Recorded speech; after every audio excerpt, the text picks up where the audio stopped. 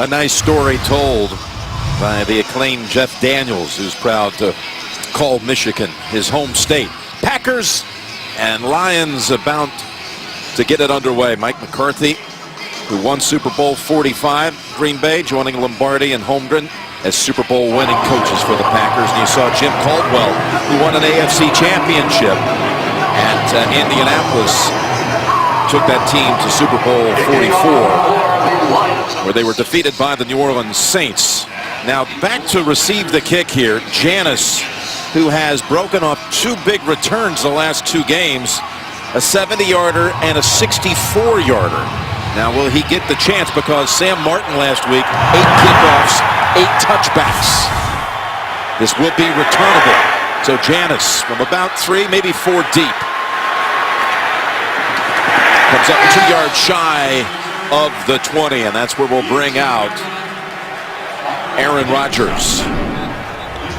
Again, 61 attempts 19 days ago against the Lions. His completion percentage is the lowest in a 2-game stretch of his career. How much of that has been on Aaron? Well, a little bit. I think the fact that he's had to move around so much, Jim, has unnerved him a little bit.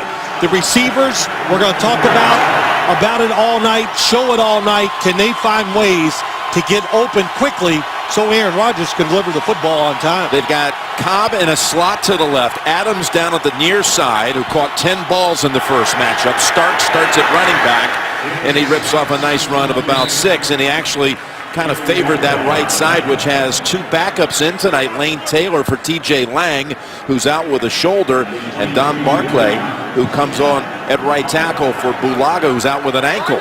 Well, if your offense is struggling, one thing you want to do, tempo, going fast right away. And they come back with Starks, and he weaves for a first down out close to the 30. He had a nice block there by his fullback, John Kuhn, and it's back-to-back 6-yard carries for Starks. Now they want to get the fullback, John Kuhn, into this game more, and also watch the center. Corey Lindsley comes up the field, gets a good block, and that's what they want. Take some pressure off of Aaron Rodgers. Run the football. Don't put it all on him to make plays by moving and finding guys the second time around. And here's a first down handoff again. Starks tried to strip it from him. He holds on. That was Reed reaching in, trying to grab hold of it, but Starks, again, a good carry. This one for 4. He has the first 3 handles of the game. Well, you know, the other thing, too, is you look at this Detroit defense, their number one thing tonight, of course, they've been better stopping the run the last 3 weeks. But when Aaron Rodgers passes the football, keep him in the pocket. Well, here he goes, looking up top for the first time, dancing around and trying to sling it over to Starks. It'll be 3rd and 6 coming up for Green Bay. So that's something you see a lot, Jim. You know, Aaron Rodgers was looking all over the field. That's James Jones, Darius Slay, the best cover guy. And on the other side, here comes the in-cut, Randall Cobb. How's that coverage? Nowhere to throw it. Then at the last second, he has to change his mind. The throw comes up short. 3 of 11 on 3rd down last week in the loss to the Bears. And Jason Jones of the Lions jumped across. Was he drawn off, as Carl Cheffers will soon explain? Neutral zone infraction. Number 91 defense. His movement into the neutral zone caused a reaction by the offense. 5-yard penalty. Remains 3rd down. Yeah, but it's 3rd and 1 this time. Well, it's a huge difference. Jason Jones, top of the screen, number 91. You know, that's not a good sign when you're home and the opposing quarterback is using his signals and his voice to draw you offside. He goes to the gun, and he tosses it to Starks. And Starks, they collapse in on him and actually drop him for a loss of a yard. Whitehead was there along with Ansah. Well, Ziggy Ansah, Tahir Whitehead, the outside linebacker, number 59, very athletic, fast, tough to get around the edge on this defense sometimes because of the speed. Number 94, watch Ziggy. Oh, man, Ziggy Ansah, great job taking on the block, getting the tackle. So Meste comes in the block. And Golden Tate waves his arms and tells his teammates back off of it and be careful, because it's a short punt, only 31 yards by Meste. Matthew Stafford. How will he back up a 5-touchdown performance? Stafford and the Lions ready for their first snap. Coming off his highest quarterback rating of his 7-year career. First Lion to ever throw 5 touchdowns with no picks in a game. Abdullah, his rookie running back, has a lane, and he's got about 12. The second rounder out of Nebraska, brought down by Clinton Dix. Well, there's no doubt he's fast. Watch Eric Ebron gets up in there, gets the block. Good read by Abdullah to wait just that second. Always hard, Jim, for young running backs. They're impatient. That time he showed it. No, this is something they haven't had really any success all year, running the football. Well, they haven't. The rookie guard, Tomlinson, came around, made a nice block, too. They're tied with Cleveland. The worst rushing numbers in the league. After a 12-yard pickup, little toss to Riddick. He was a big threat out of the backfield in the passing game. He's got only one here. Theo Riddick, brought down by Shields. So Stafford made his first Pro Bowl this past season, was co-MVP of the game over in Hawaii, throwing for over 300 yards and a couple of touchdowns. And again, he put up those monster numbers last week. He led them at one time, the Lions, to 6 straight scoring drives against the Eagles. Well, since they've changed offensive coordinators, Jim Bob Cooter has really changed this offense. The biggest thing, better protection for Matt Stafford. Third different running back in 3 plays. It's Bell. He'll snap the pass, and he's got Calvin Johnson to the 35. Calvin Johnson against Sam Shields. It's man coverage. They're going to come across the field. He's just, I said it in the opening, he just looks different. He looks fresh. We asked Jim Caldwell about it, and he goes, they really watch him in practice so he doesn't overrun, get tired, and lose that speed. But what a big guy that can run so fast and has a pair of great hands. Got a chance to reach 1,000 yards on the season tonight with a 79-yard performance. He's got 20 of it right there. And now for the Green Bay 35, that's Bell. Step past the defenders and maybe got it back to the line of scrimmage. Jones brought him down. You brought up Jim Bob Cooter, who takes over an offensive coordinator. Came out of the University of Tennessee with some really high praise by Phil Fulmer when he was assisting there for the Volunteers. High praise by Jim Caldwell, too. How about this? Very, very unusual, Jim. During the middle of the season, they actually changed terminology. In other words, the way they call plays. That is a heavy load, hard to do by the players, but they got it done, and it's worked out well for the first 4 weeks that he's been here as a coordinator. A second down and 10. And Stafford looking for options, and then goes back across the middle to Bell. Takes it down to about the Green Bay 27. Joyce Bell. Really good job, Matt Stafford. He probably the first few weeks of the year, he'd have ran out of the pocket because he didn't trust his protection. He looks right, doesn't like what he sees, has the extra time to find Bell out of the backfield. So, good start for this Detroit Lions offensive line. Picks up 7. He gets hit this time. Again, he was not sacked once in the game at Green Bay November 15th. Well, he didn't get sacked, but I'll promise you, you saw it. He was under a lot of pressure. People don't realize he's athletic, can move around and get away from pressure when he needs to. Well, he faces a third down here. We'll call it 3rd and 3.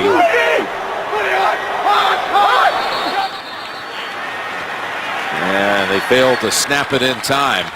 You can even hear the extra urgency in Stafford's voice. False start, number 15, offense. 5-yard penalty, remains 3rd down. So a pre-snap penalty before the delay of game.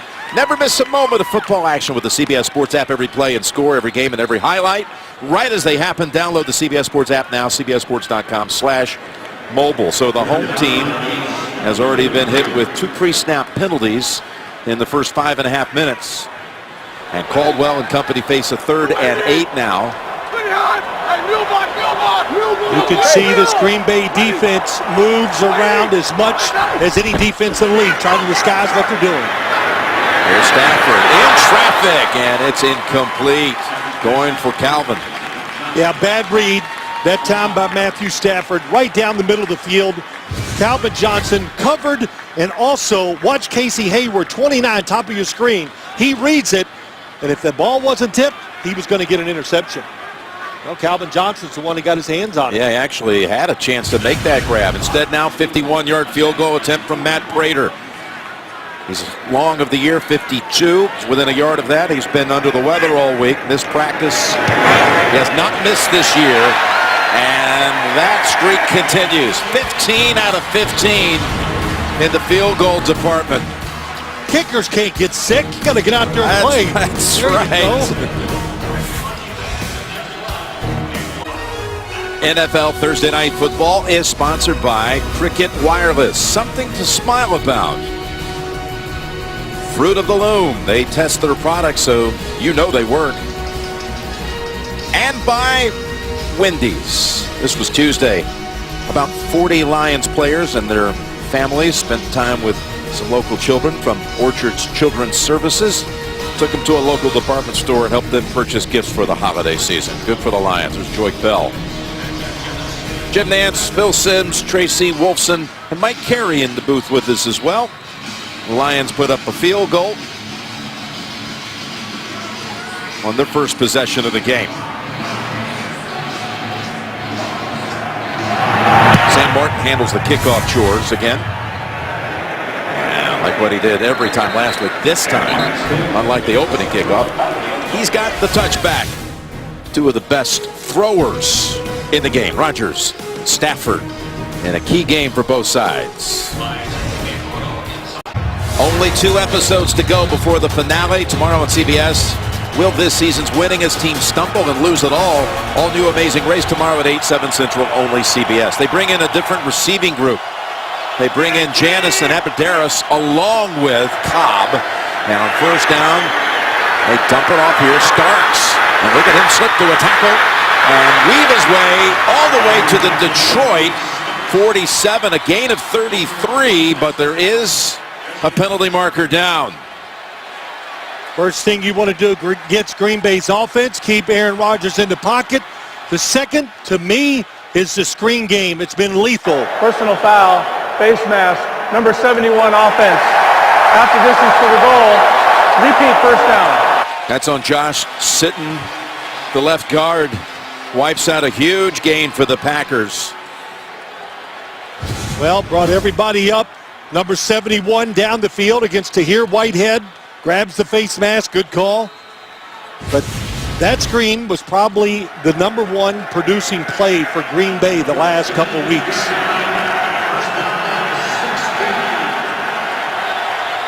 No Eddie Lacy on the first series at all, nor at the start of the second drive. He's coming up back-to-back 100-yard games. First and 16, and Starks is swallowed up right away by the likes of Slay and others. And there's a wrestle for the football. I'm just going to stay with Green Bay. You know, even though Eddie Lacy has had those 100-yard rushing games, first let's see if the football does come out. Doesn't matter. He gets it back, James Starks. It does come loose. Watch him somehow knows it's, of course he knows it's gone, and gets the football. But Green Bay playing the guys that have done well in practice. Second and 18, long ball time for Janis, and it's incomplete. Good coverage by Lawson, who is right with Janis, who comes from this state, Saginaw Valley State, second-year player. He has speed, and that's what they've been missing. Well, that's why they put him in the game, and that's the first thing Mike McCarthy says, going against Devin Lawson, who had a terrific game against this team the first time around. But he has great speed down the field. Really, that's something this Green Bay wide receiving core lacks. Oh, Taylor just got away with a kick into the midsection of Rodgers. Randall Cobb in the backfield. Third and 18. Dancing around and finding his man, who's 2 yards short of the first. That's Abradaris.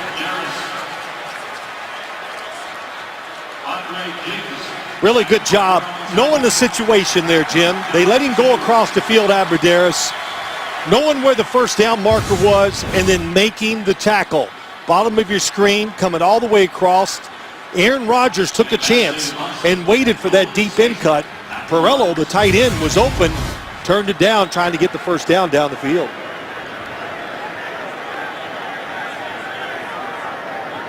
So those 2 pass plays, an incompletion to Janis, and then a 16-yard hookup with Abradaris as they're looking for other answers out there on the outside, the likes of Adams and Jones, as we saw the first series, not able to get open.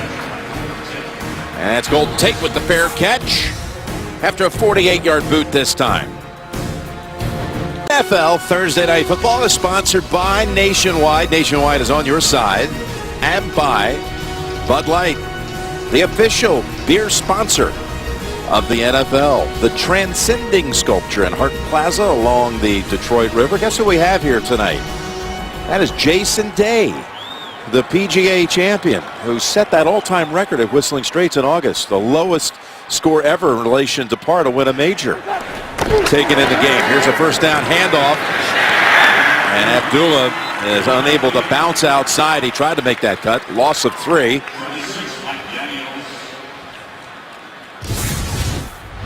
First 8 games of the season, this team, of course, got off to just a horrible 0-5 beginning. No team's ever started 0-5 and made the postseason. You can't tell them that right now because they're seeing these numbers on the right that are so promising. They've got the 3 straight wins, and they think they're in a gear. Big reason why. Blitzers, pass protection. That's why the team has turned around, and Stafford's play has gotten better. Good toss to Golden Tate. And he was able to break an ankle tackle and get near the 30, gain of 8. You know, to go back, why are Matt Stafford, he was not playing well. Listen, I don't know how he could play well. He was getting hit everywhere. He had injuries. Everything on his body was hurt. And like I said, they were missing blitzers. Now they fixed some of that problems. His performance has gone up.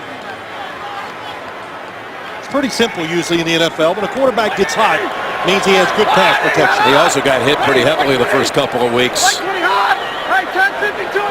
Yeah, San Diego and Minnesota. It's amazing he made it through it. 3rd and 5.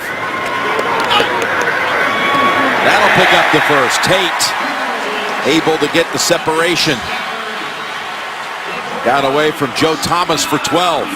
Well, that time, lots of time to throw the football. It's really a blitz from the top, but the fact that the route was there, it was quick. They don't pick it up. Here comes the free blitzer on the outside. Sam Shield, but Golden Tate got open quick. Very precise route. And Matt Stafford gets rid of the football. Dana.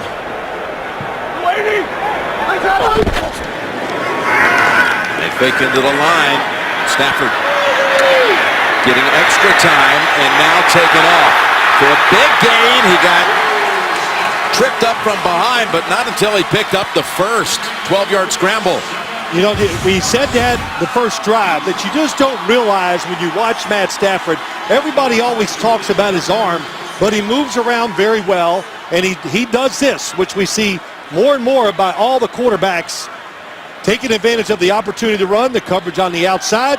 That's a good no throw. T.J. Jones down the middle, Micah Hyde very well covered, and Matt Stafford knows that's a big play, gets him fired up.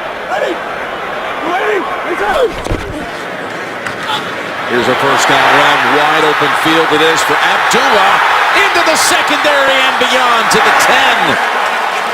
That picks up 37 for Abdullah, his longest run of the year, the longest run by any Lion this year.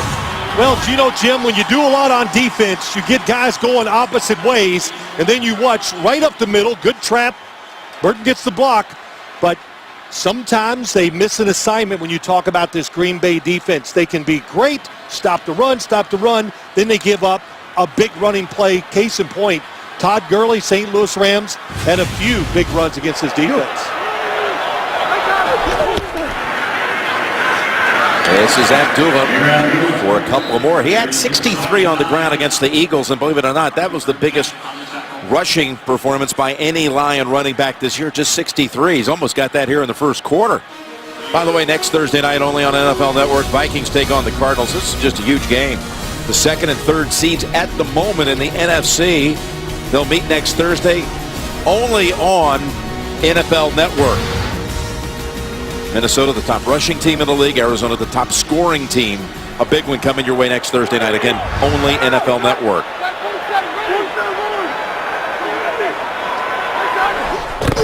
Second and 7. Finding Tate at the 5, and he curls to about the 2.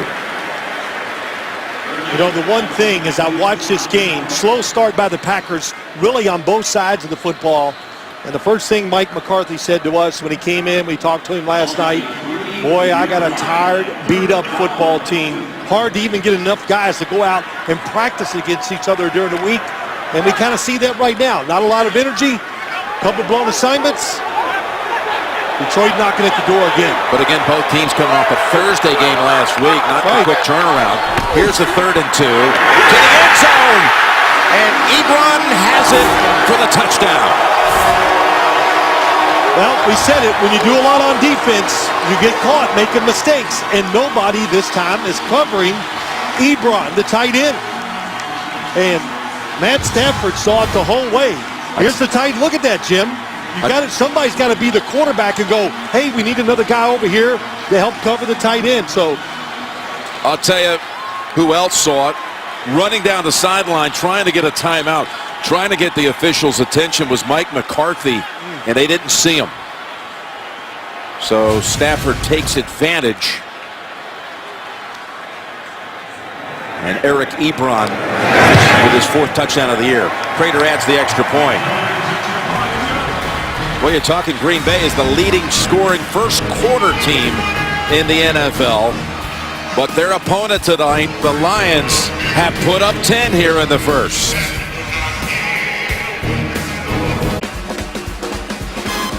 Join Carrie Underwood, Lady Gaga, Sam Smith, and many more as they celebrate the one and only Sinatra. It's an all-star Grammy salute Sunday at 9, 8 Central, only CBS.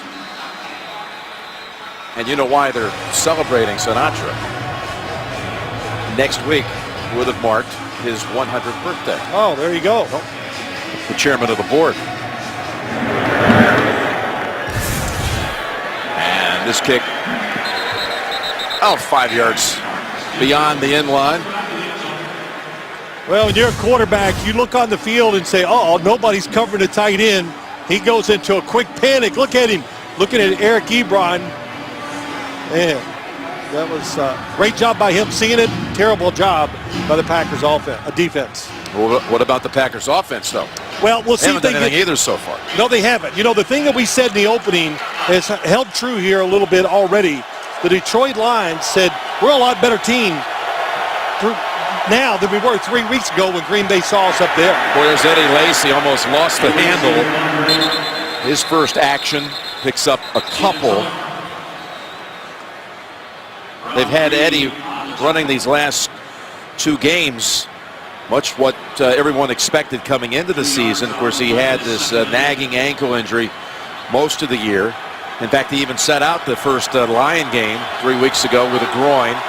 But back-to-back 100-yard performances for the first time in his career the last 2 weeks. 2nd and 8. Rodgers flings it. He's intercepted for only the 5th time this year. And it's Quinn who has it down to the 16.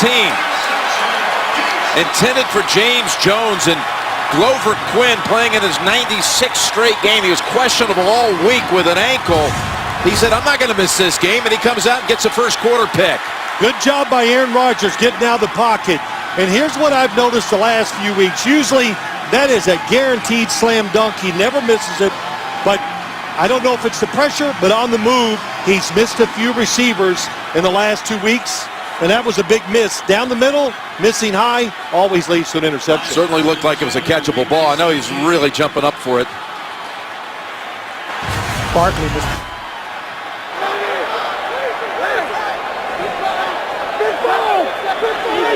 Hey, right here. From the 17. Looking for Megatron, and it's a touchdown. Right over Sam Shields. Taking just seconds to strike off the takeaway. Well, just what they wanted. Jim Caldwell, everybody in the line said, hey, if you want a single cover, Calvin Johnson, we are going to throw this type of ball at you. How about the jump? Gets the left toe in. Yeah, watch what he does to get that left foot down, holding on to the football Yeah, he got that other hand back on it. That would have been... Look at him control it by the nose. Sam Shields, great coverage. Right there, nothing you can do with the perfect throw and a 6'5" or 6'6" wide receiver who goes up and gets the football. So now 7 touchdowns on the season for Calvin. He had 3 through the first 10 games of the season. Gets 3 last Thursday. Another one here in the first quarter. And that extra point, Packers very nearly got to it, but it goes through. Packers might have been offsides.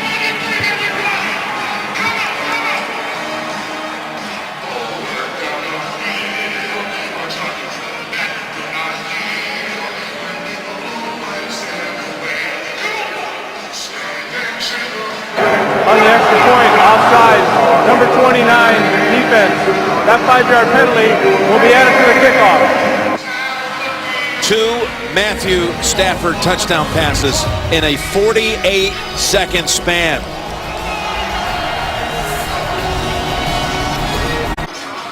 The Lions beat the Packers 18-16 at Lambeau Field. They've already put up 17 in this opening quarter. And the Packers, who had allowed only 1 giveaway touchdown, if you will, on the year, the opponent had 10 takeaway points on the season before tonight. They take advantage of the interception by Quinn, and they go for the touchdown on the very first play off of it. Well, you look to the right side. Aaron Rodgers gets forced out of the pocket because the right tackle, Don Barkley, just let his guy, it looked like Jason Jones, force Aaron Rodgers up and out, caused him to make an errant throw on the interception. These kickoffs are getting deeper every time. 17-0 Lions. Let's go to Tracy.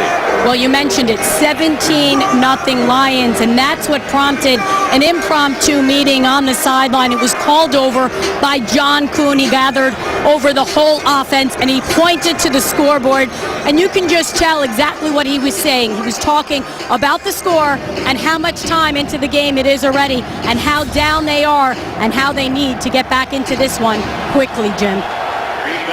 Well, Kuhn on the sideline here as the Packers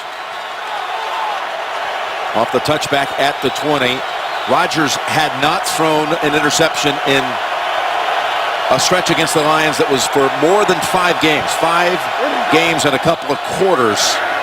Gets picked here in the opening quarter, and he tries to unload it in time. That pass did not get past the line of scrimmage. Tulloch was there on him. Well, Quandre Diggs. Detroit knows its offense right now, no confidence, in shambles, and they come with the pressure. Good call by the defensive coordinator, Terrell Austin. And Quandre Diggs came free. Aaron Rodgers tried to get away and throw it away. Intentional grounding, number 12, offense. The ball will be placed at the spot of the foul. Loss of down. 2nd down. He was out of the pocket, but he did not get the football past the line of scrimmage. Yeah, there's no doubt he's outside the pocket. Here comes Diggs. Nobody blocking him. And the football 5 yards short. Here he comes. Something that Detroit and Green Bay, but Detroit does a lot of different stuff on the defensive side. You've got to be alert at all times. Defensive linemen drop back in coverage, and we just saw a blitzer from the secondary. Lost it down, so 2nd and 21, back at the 9. Pressure all around him in the pocket. Now it opens up.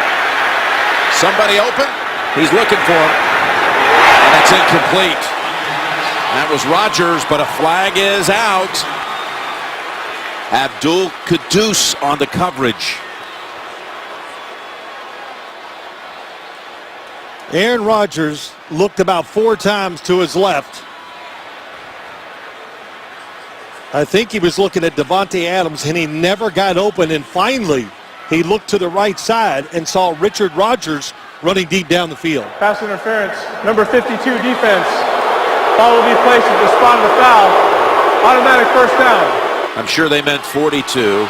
Isa Abdul Kudus. It's a 40-yard penalty.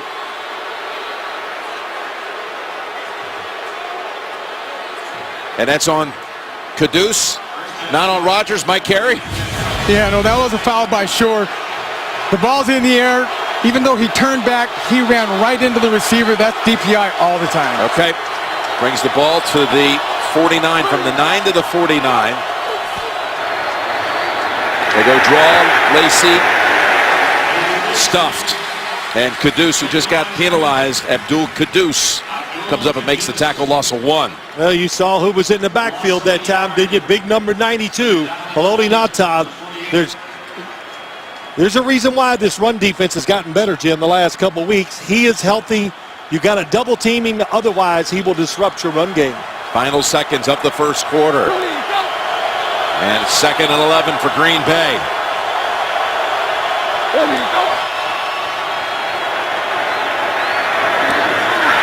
There's a pass on the mark for Rodgers. And the best play of the game so far for Green Bay to close out the quarter. 17-0 Detroit after 1. Back after these messages, and you're watching Thursday Night Football. We're back here in Detroit for the start of the second quarter. The Packers were blank last week against Chicago, quarters 3 and 4. The opening one tonight, so 45 minutes without any point production, but they start this quarter with an incompletion in Detroit territory. Hey, going to break, you might have caught a glimpse of this. We showed you Jason Day, the PGA champion, was #1 in the world for a time this year. There's a background. There he is. Look at him. Well, that's what we were all doing when he shot that record score at the PGA this year to win his first major. So, yeah, in disbelief. Good to see him enjoying himself. Great young man. Aaron Rodgers has to have a little more confidence right now than probably earlier. Some really good pass protection the last couple throws. And here it is on 2nd and 10. Back to Rodgers and into the red zone for the first time tonight for Green Bay. Well, that's against Abdul Caduce. Man-to-man coverage. Watch 82 just go down the field and right across. One thing I'll say, of course, it was talked about, written about, everybody on TV's saying it. Can the receivers get open for Green Bay? I know one guy that's getting open. That's Rodgers. That's 2 catches on this drive, totaling 34 yards. Lacey.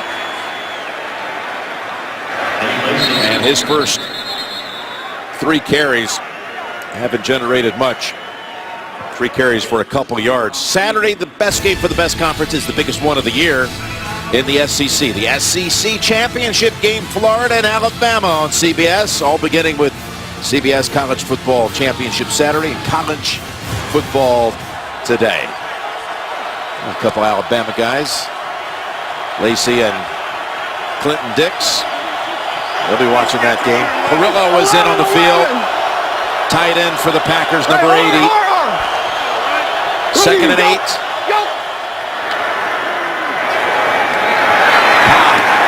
Wrestled down right away. Abdul Caduce all over this field. Yeah, he is, Jim. Really impressive player, got speed. And, you know, just watching that play, Randall Cobb just says, man, I got to start catching the football and breaking tackles. Hard to break a tackle right there, but that's what this offense is missing, a few things. But you got to take some of these short passes, break a tackle, and make something special out of it.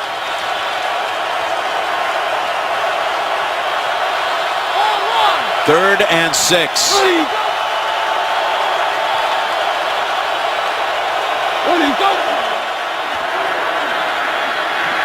And dragged down. A fight for the football too, but Rodgers held on. Devin Taylor was the one who just muscled his way around the block and decked Rodgers for a 9-yard loss. You're going to kick a field goal. Well, Devin Taylor, they got quite a few guys. Jones, Taylor on the outside. About 6'6". It helps. Long arms, reaches out, gets the sack.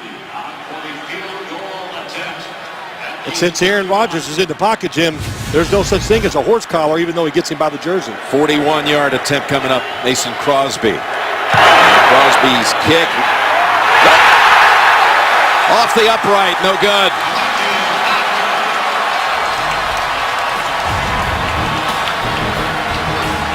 Crosby, who missed the 52-yarder at the end of the first matchup between these two that would have won it. This time from 41. No good. You're looking at Stephen Tulloch. The Walter Payton NFL Man of the Year Award presented by Nationwide. A long history of honoring players who have significantly impacted both the game and their communities. Each team nominates one player. 3 finalists will be announced in January, the winner being announced at the NFL Honors Award show on February 6th. The nominee for the Lions is Stephen Tulloch, who launched Operation 55 through his foundation. He's touched many lives here, citywide, his outreach. Good for him.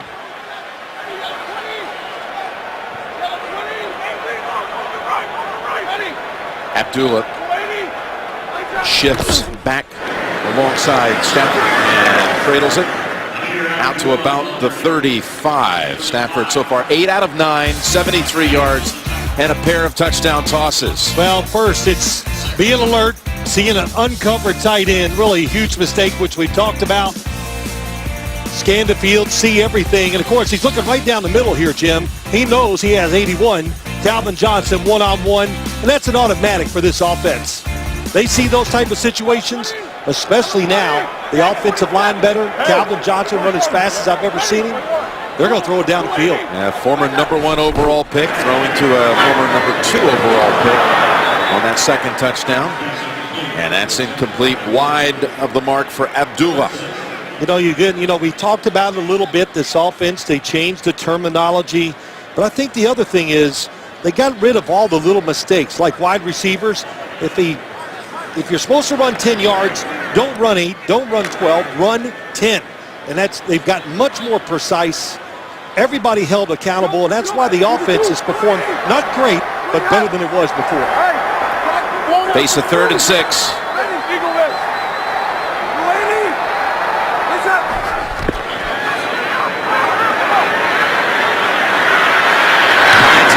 Sidelines it.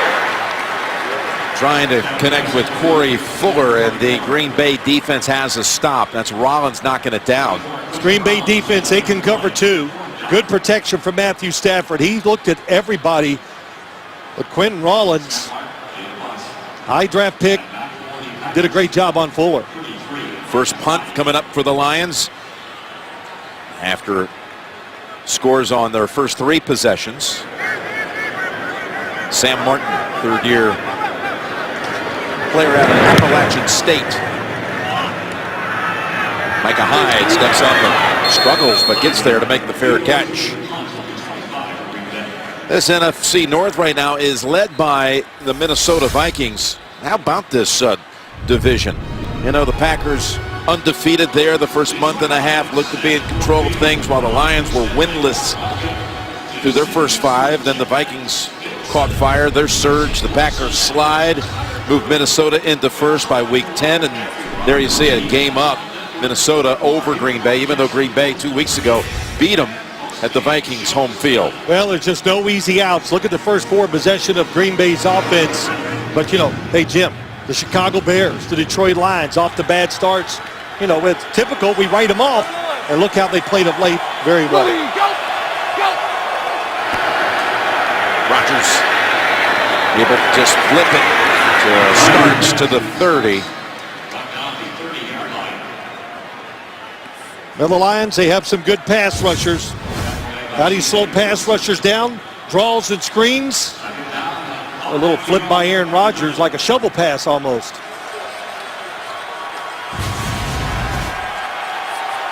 Managed to get 6 out of that.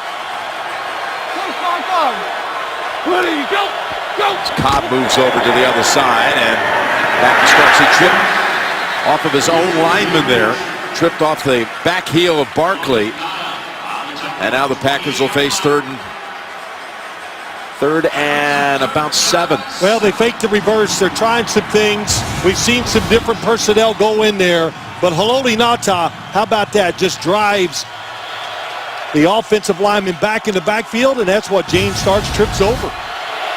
Might have been Lane Taylor, it might have been.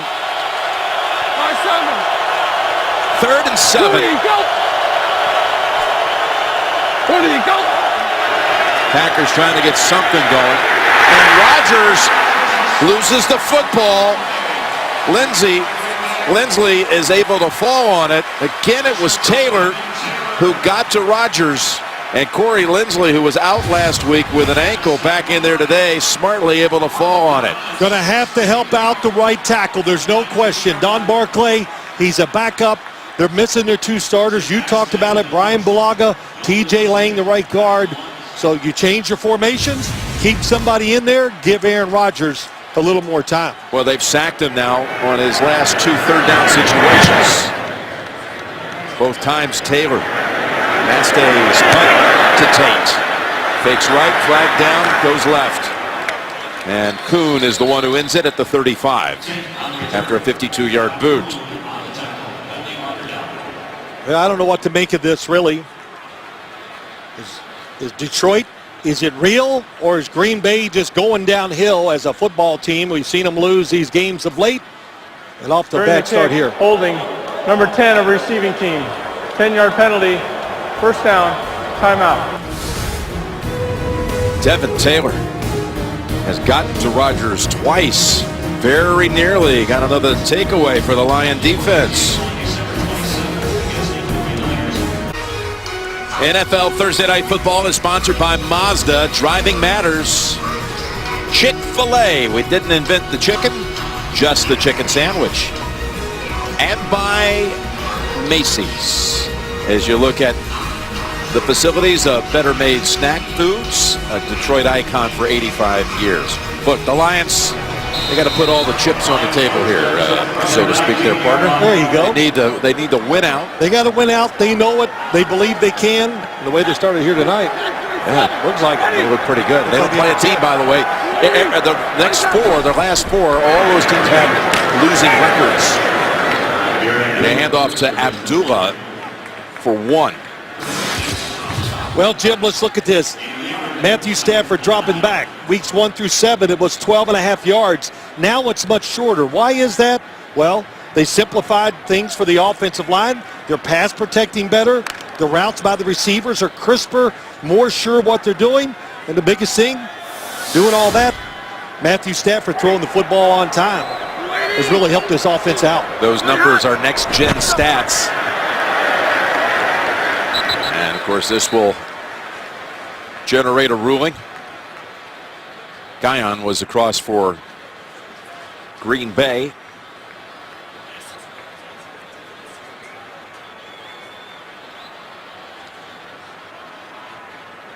Neutral zone infraction, number 98 defense. 5-yard penalty, remains second down. Tonight, you can see why critics are calling Stephen Colbert seriously funny and thrilling to watch. The Late Show. Stephen Colbert, tonight, only CBS. I think, too, there's a lot of things in this game that upset you, but you look at this Green Bay defense, they don't get the turnovers that Mike McCarthy wants. He goes, look, we got guys over there that are dynamic. They can make these plays when we get opportunities. We just seem to never take advantage of it. It's a 2nd and 4. Great play, just busting across the line and dragging him down is Mike Neal.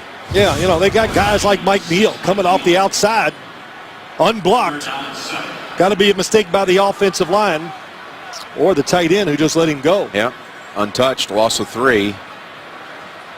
But I said they do a lot. We haven't heard anything yet from Clay Matthews. Haven't heard Julius Pepper's name. You know, those are the secondary solid. It's fast. They can cover. Somebody's got to make a play to get this football team back into it. Excuse me.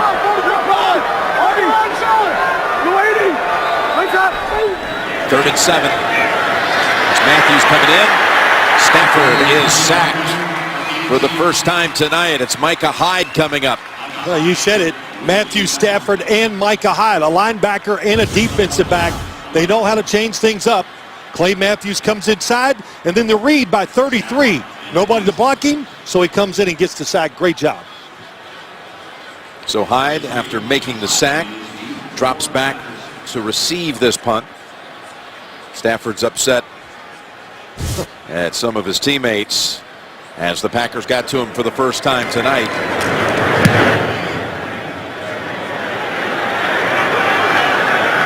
Good catch. 25. Now they're happy football fans here in Motown after a 45-14 win a week ago. 17-0 here. That's a, 62-14 stretch. Packer defense has made a couple of stops the last 2 series. But meanwhile, Green Bay's anemic rushing totals, 9 carries for 12 yards. As the Lions have been doing this now the last 3.5 weeks. Right, it's a trend. And they hammer Lacey at the line, make it 10 carries for 12 yards.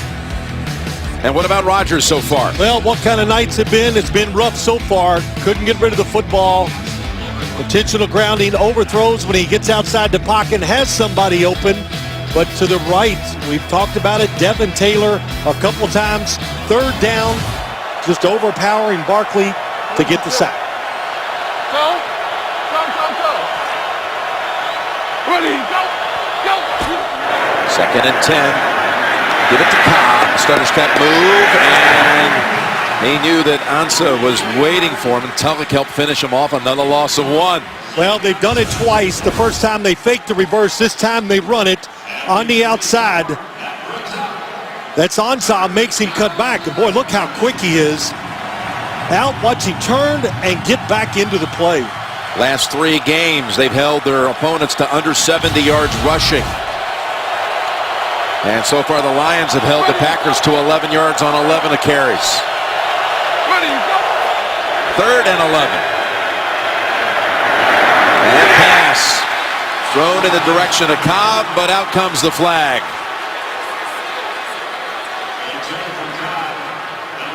Diggs looks like he knows it. Yep, doesn't get up and complain, so it tells you. Pass interference.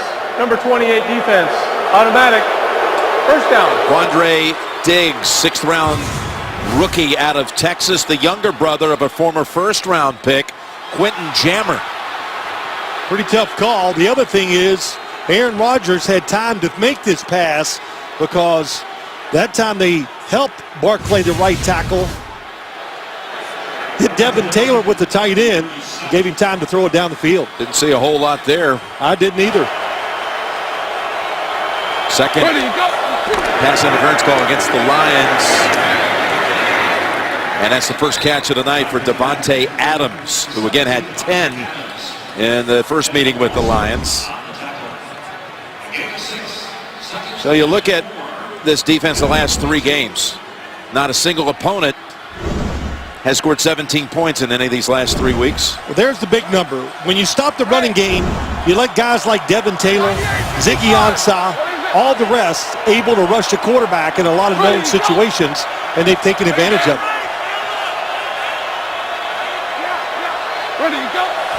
2nd and 4. Rodgers has an open. Randall Cobb at the 50. And he's tossed down by Don Carey. Well, Lindsley, the center's down, but here comes the blitz on the outside. Aaron Rodgers knew it was coming, had the right play called, hit Randall Cobb over the middle quickly. We got Corey Lindsley, the starting center, down. May have re-aggravated that ankle that had him questionable this week and kept him out of the Bears game.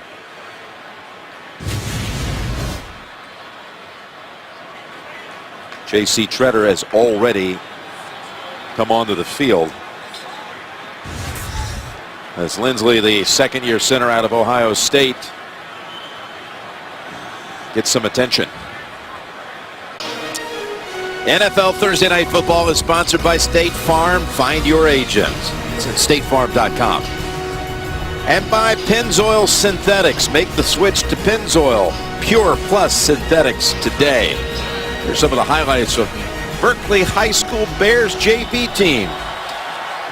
About 20 minutes away from Ford Field. 1st down for the Packers. And again, they've had to bring in J.C. Tretter for Lindsley at center.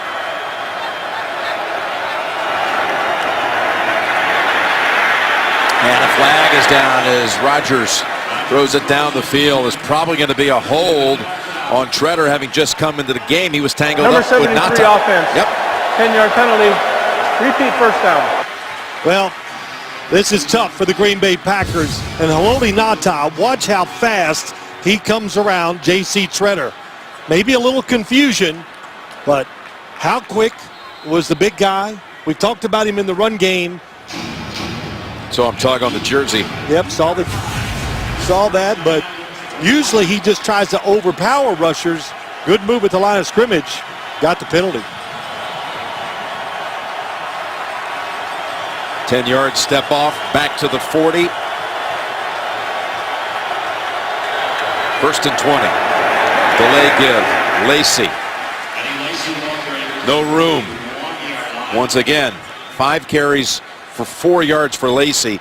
Down to Tracy. Jim, center Corey Lindsley actually re-aggravated that right ankle on the fumble recovery after Rodgers got sacked. He tried to work through it before this last drive, but decided to fight through it, took the field, and obviously it's really bothering him. Trainers came over to him. He really didn't mention anything. He's just walking up and down right now. It does not look like he's going in anytime soon. That leaves them now with just one offensive lineman to reserve, guys. Second and 19, and Lacey makes the grab but will lose a couple of yards. So they got 3 starters on that offensive line out. Well, that's one problem. Nobody getting open, so Aaron Rodgers holds it a little extra time, and guess who makes the hit? Devin Taylor once again.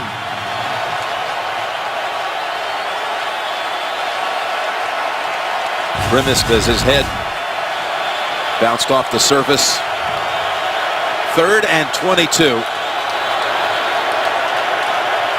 Saw a glimpse of Bulaga and Lang, both inactive tonight, watching from the sideline. And Rodgers with Ansah giving chase.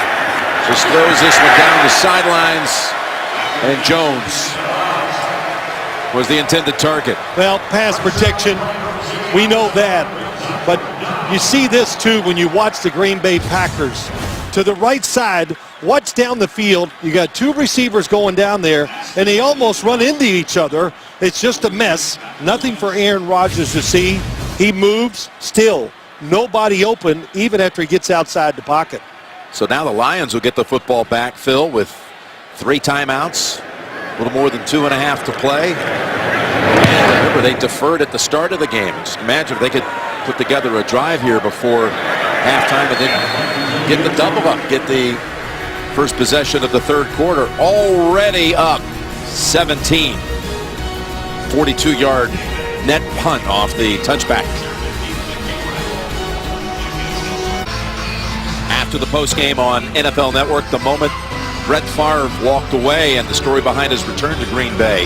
The Timeline, a new NFL Network original series, premieres tonight after the postgame only on NFL Network. Spirit of Detroit sitting outside the Coleman Young Municipal Building in downtown Detroit. But here we go with the Lions. 2:35 to play, 3 timeouts. Well, just like we started the game with, you worried about the offensive line of the Packers? That's been a problem. Wide receivers, once again, just not having a good night. Can't get away from the defensive backs. See what they can do here at the end of the 2nd quarter as Abdullah is taken down right away by Morgan Burnett. Loss of 3. Listen, Detroit's offense struggled against its defense a few weeks ago, and that's why blitzing, a lot of movement for that Packer D. And the Packer D takes time out. The Packers have the longest streak in the league scoring in the first half. They've had 56 games, consecutive games without being shut out in the first half. That's in jeopardy here as the pass is dumped off to Riddick, and the Packer defense trying to get the ball back. Here before halftime calls it 2nd timeout with 2:23 to play in the 2nd quarter.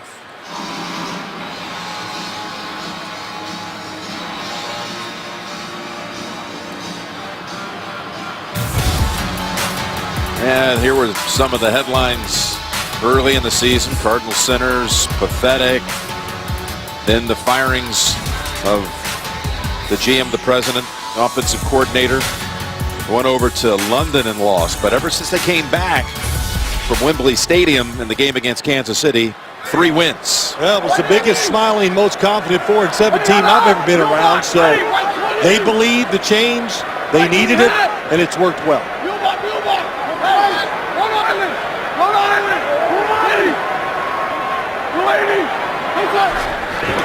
Lions 6.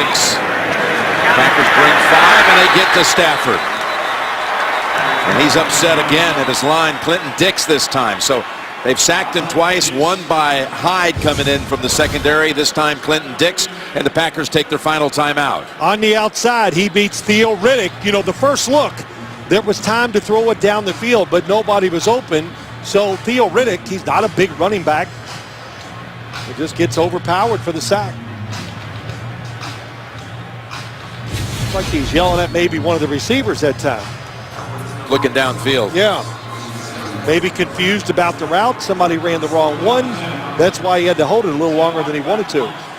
So the Packers defense with a third straight forcing of 3 and out.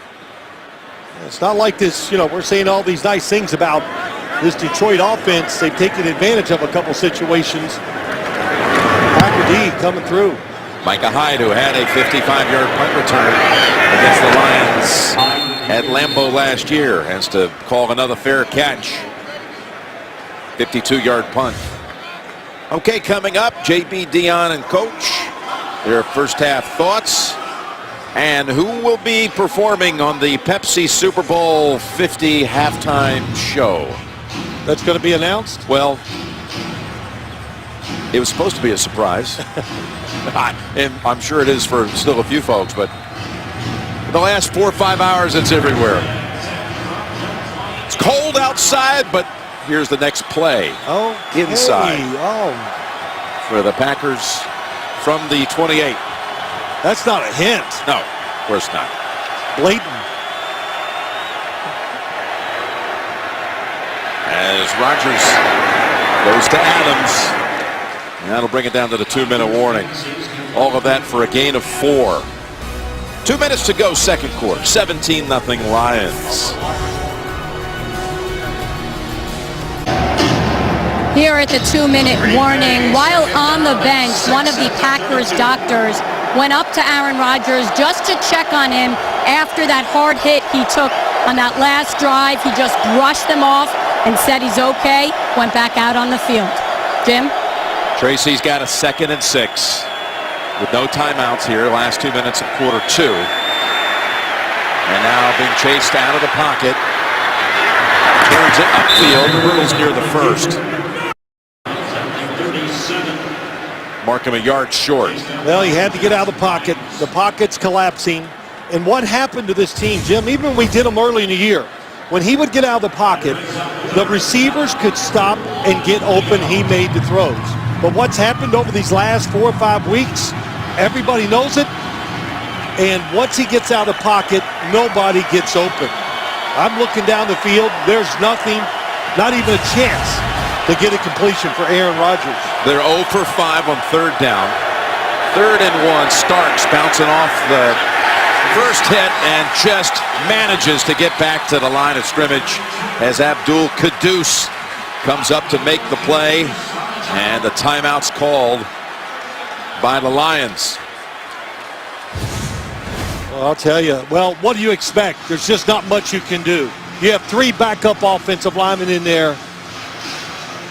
You know, for the season, the Packers are 31% on 3rd down. It's the lowest success rate for a Green Bay team, 3rd down conversions, since 1987. You know, you think of them still as some sort of high-powered offense. They're, what, 23rd passing in the NFL. Well, I think it's everything you've talked about, we've talked about, is all evident once again here tonight. Lions trying to sweep Green Bay for the first time since 1991. That ball goes out of bounds at the 10 when Aaron Rodgers was 8. Matthew Stafford was 3. And here you go back to that 91 season. Week 2 of the year, Barry Sanders and Rodney Peete led Detroit to the win. And then in week 16, Eric Kramer threw a pair of touchdown passes. And Mel Gray returned a punt, 78 yards for a touchdown as the Lions won. Lindy Infante was the coach for the Packers. Wayne Fontes for Detroit. And speaking of where everyone was back in 91. Oh, I know what I was doing. I was freezing. Yeah. And Tracy, That was her prom picture. Junior prom. Junior prom. Junior prom. Looks like she was having a good time. I think she gets a chance to defend herself on that one. You should open up that mic. I'm just glad to be still wearing the same sport coat. Yeah, right. Okay. Mike Carey. Yeah, that's They right. haven't changed a bit. He has it. So a 10-yard completion. And down the sidelines and overthrown to Tate. Tracy, I think you got to have a chance to respond here. I mean, seriously, Phil, I was just young and very excited to be invited. I hear There you, you Tracy. That's right. The junior prom, that's the first big social event for everybody. So I know you were enjoying the moment. I want to call Jim out on that sport coat myself. All right, maybe we let it out a little bit. 2nd and 10. Oh, diving attempt at the pick. Falls incomplete. That was Rollins. Got a hand on it. Almost a mistake that could put Green Bay back in this game. Golden Tate on the outside comes across. Well, he hits. That's what happened. I was saying, why did he stop? Well, he ran into Micah Hyde and almost caused the interception. 3rd and 10 coming up for the Lions. It's a good thing to be aggressive, but you've dominated the game, so you have to be careful in the throw and the decision making right here. They go screen. It's Riddick. He may have fallen for the first. Where did they spot it? Those of the football has to touch the 30 for a first.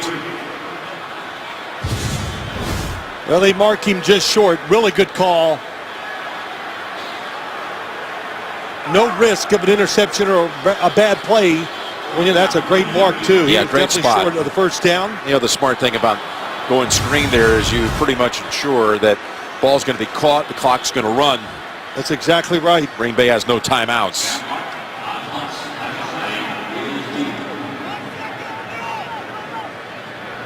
Hey, Green Bay's defense, once again, Come to life here after giving up touchdowns in 2 consecutive plays. These last 4 series, they've been in full lockdown. So again, the Lexus halftime report is coming up. Our man JB, Coach Cowher, Dion, all getting set to discuss what happened here in the first half. well, we'll see if they have some answers for this Green Bay Packers team. And I don't know if there is one. Their defense is playing really well right now, and they just got to hope somewhere that the defense can make a play, give them field position, and get back in this game. You know, the Lions in the second quarter, I'm talking about their defense, giving up 115 points. That's the most in the NFL by any team in any quarter this year. But tonight, they shut them out in both the first and second quarters. The Packers have gone now 60 minutes without a point. Their longest drought since 2006. Let's go down to Tracy. Well, thanks a lot, Coach. You're down 3 offensive linemen. So how do you find some time to protect Aaron Rodgers in the second half? Well, I mean, you got to start with running the football. We need to do a better job blocking up front, particularly inside. So when with that, get some action, action passing game. But, the holding penalties have hurt us. The penalties have put us in long down and distances, and we got to get rid of that. Appreciate it. Thanks a lot. Jim? All right. They need a spark. What they really need, a spark. Yeah, they do. They need somebody on the offense, design a play to get somebody open down the field. They're going to have to do it, I think, in the passing game to get back in this game. 17-0 Lions at the intermission. Back with the Lexus halftime report. After this message and a word from your local station, you're watching Thursday Night Football, CBS, home of Super Bowl 50.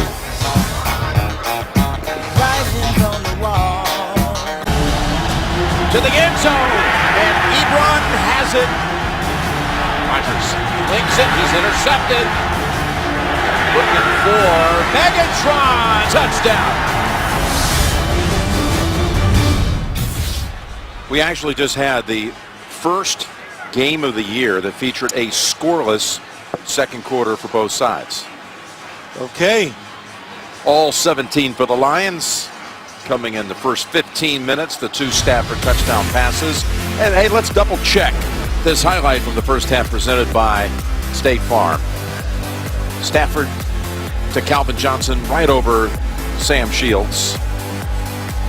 And Detroit will be receiving the second half kickoff here in just a moment. What kind of second half adjustments do you think we're going to see here from Green Bay? Well, you were right. Not much action by either team in the second half. The defense has kind of dominated.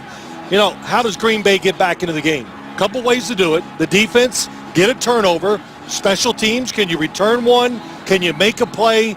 But on the offensive side, I don't know what they do. 3 backup linemen.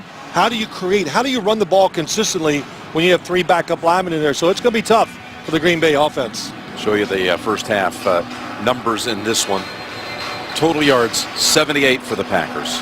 There were a total between the two teams, 4 first downs in the second quarter and 44 total yards. Hey, look, we got a great view up here. We can see the field. Wish I could have seen it like this when I was a player. I might have completed more passes. But, Jim, we're not saying the wrong thing. The Packer receivers are having a terrible time getting open down the field. Yeah, Packers have not even had a play that's gone for 20 yards. Had a 19-yard completion to Rodgers, to Richard Rodgers in the first quarter, but that's about it. Well, the success they've had is going across the middle by the tight end, Randall Cobb once by a receiver, and that's it.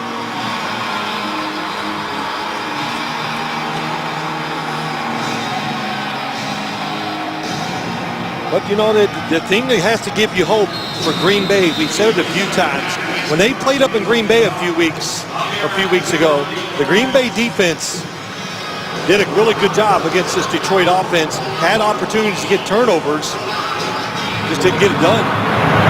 Here's Crosby's kickoff to begin the third quarter. Abdullah, who took the second half kickoff 104 yards at Lambeau Field, this time has stopped at the 18. Let's go down to Tracy. Jim Caldwell pleased with the job his defense has done. He felt that they did a decent job against the run, but when it came to his offense, he used the word sputtering. He said he wants to see more consistency in the run game and on third down conversions. One injury note, offensive linebacker Josh Bynes, he is being evaluated for concussion. Jim? Well, you've got another Lion linebacker who is down in the special teams play, Travis Lewis. He's down in the middle of the field. Yeah, it was the Lions who got a spark at the start of the third quarter at Green Bay when Abdullah matched the longest non-scoring play in the history of the league. Went 104 yards before being tackled at the 1, and the Lions took off.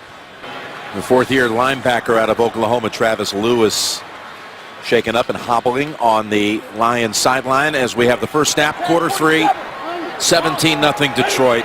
Joyke Bell is the back to open up this quarter, and he was right off the Detroit offensive lineman. Look at him hurdle there out across the 35 for a gain of 18.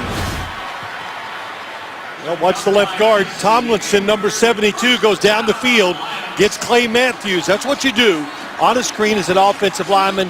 Even if you can't knock him down, just dive, make the guy, the defender, jump up, move, so that running back can get some extra yards. You want to jump? How about this one? The knee to the head, inadvertently into the head of Casey Hayward. 18-yard play. Quick throw here. It's to Tate. He's got another first down. He's bounced out by Burnett and written down by Jack Ryan.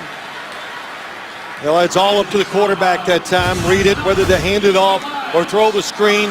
And right away, Matt Stafford made the right decision. Golden Tate, good returner in his day. And really, look at the blocking down the field by the wide receivers. Calvin Johnson can do more than just catch. Pretty good blocker, too. Jake Ryan holding on to him, their fourth-round pick out of Michigan. Rookie who's starting for him now. They think a lot of Jake.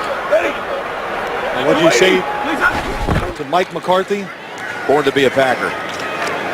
As Abdullah Runs right into the arms of Jake Ryan. And he said, tell us a little bit about Jake Ryan. Tough, instinctive kid. Going into the draft, we looked at him and said, he looks like a Packer. Looks like a Packer. And, the Packers, they know what's going on with their football team, playing some different guys here tonight. And I think just listen to Mike McCarthy. He knows where his team is, worried about it, the health, they're tired. But he's kind of putting a lot of guys on notice. I thought we'd see more of different receivers on the offensive side than we have here tonight. But same thing on defense. They got depth. If you don't produce, somebody else comes in. Here's Stafford down the field to Johnson, just out of reach. Shields was covering him. Trying to get a long ball. Would have had to go on the distance, 48 yards. There's been almost 750 throws since Stafford last threw a touchdown pass that went for 50 or beyond. Well, good job by Calvin Johnson. Matt Stafford saw what we saw in the first half when he threw the short touchdown pass to him. One-on-one, get Sam Shields. Good job by Sam Shields. Staying close. Making the pass incomplete. T.J. Jones comes in for Johnson at wideout. Riddick is the running back. 3rd and 7. Got an open target. And that's Fuller for the first down at the 33. Well, you give him time, and we talked about it. I said it. Matt Stafford is a special thrower of the football. You can say whatever you want. Oh, he doesn't have all that you need to be a quarterback. I know one thing. Give him time. Corey Fuller gets open, and he can fit it in some tight windows. He got hit by Joe Thomas. Yeah, and he gets up. He does limp around a little bit, still limping as he goes up behind the center. That's very noticeable. Pass play for 15. Lions moving here to open up the 3rd quarter. Inside handoff to Tate.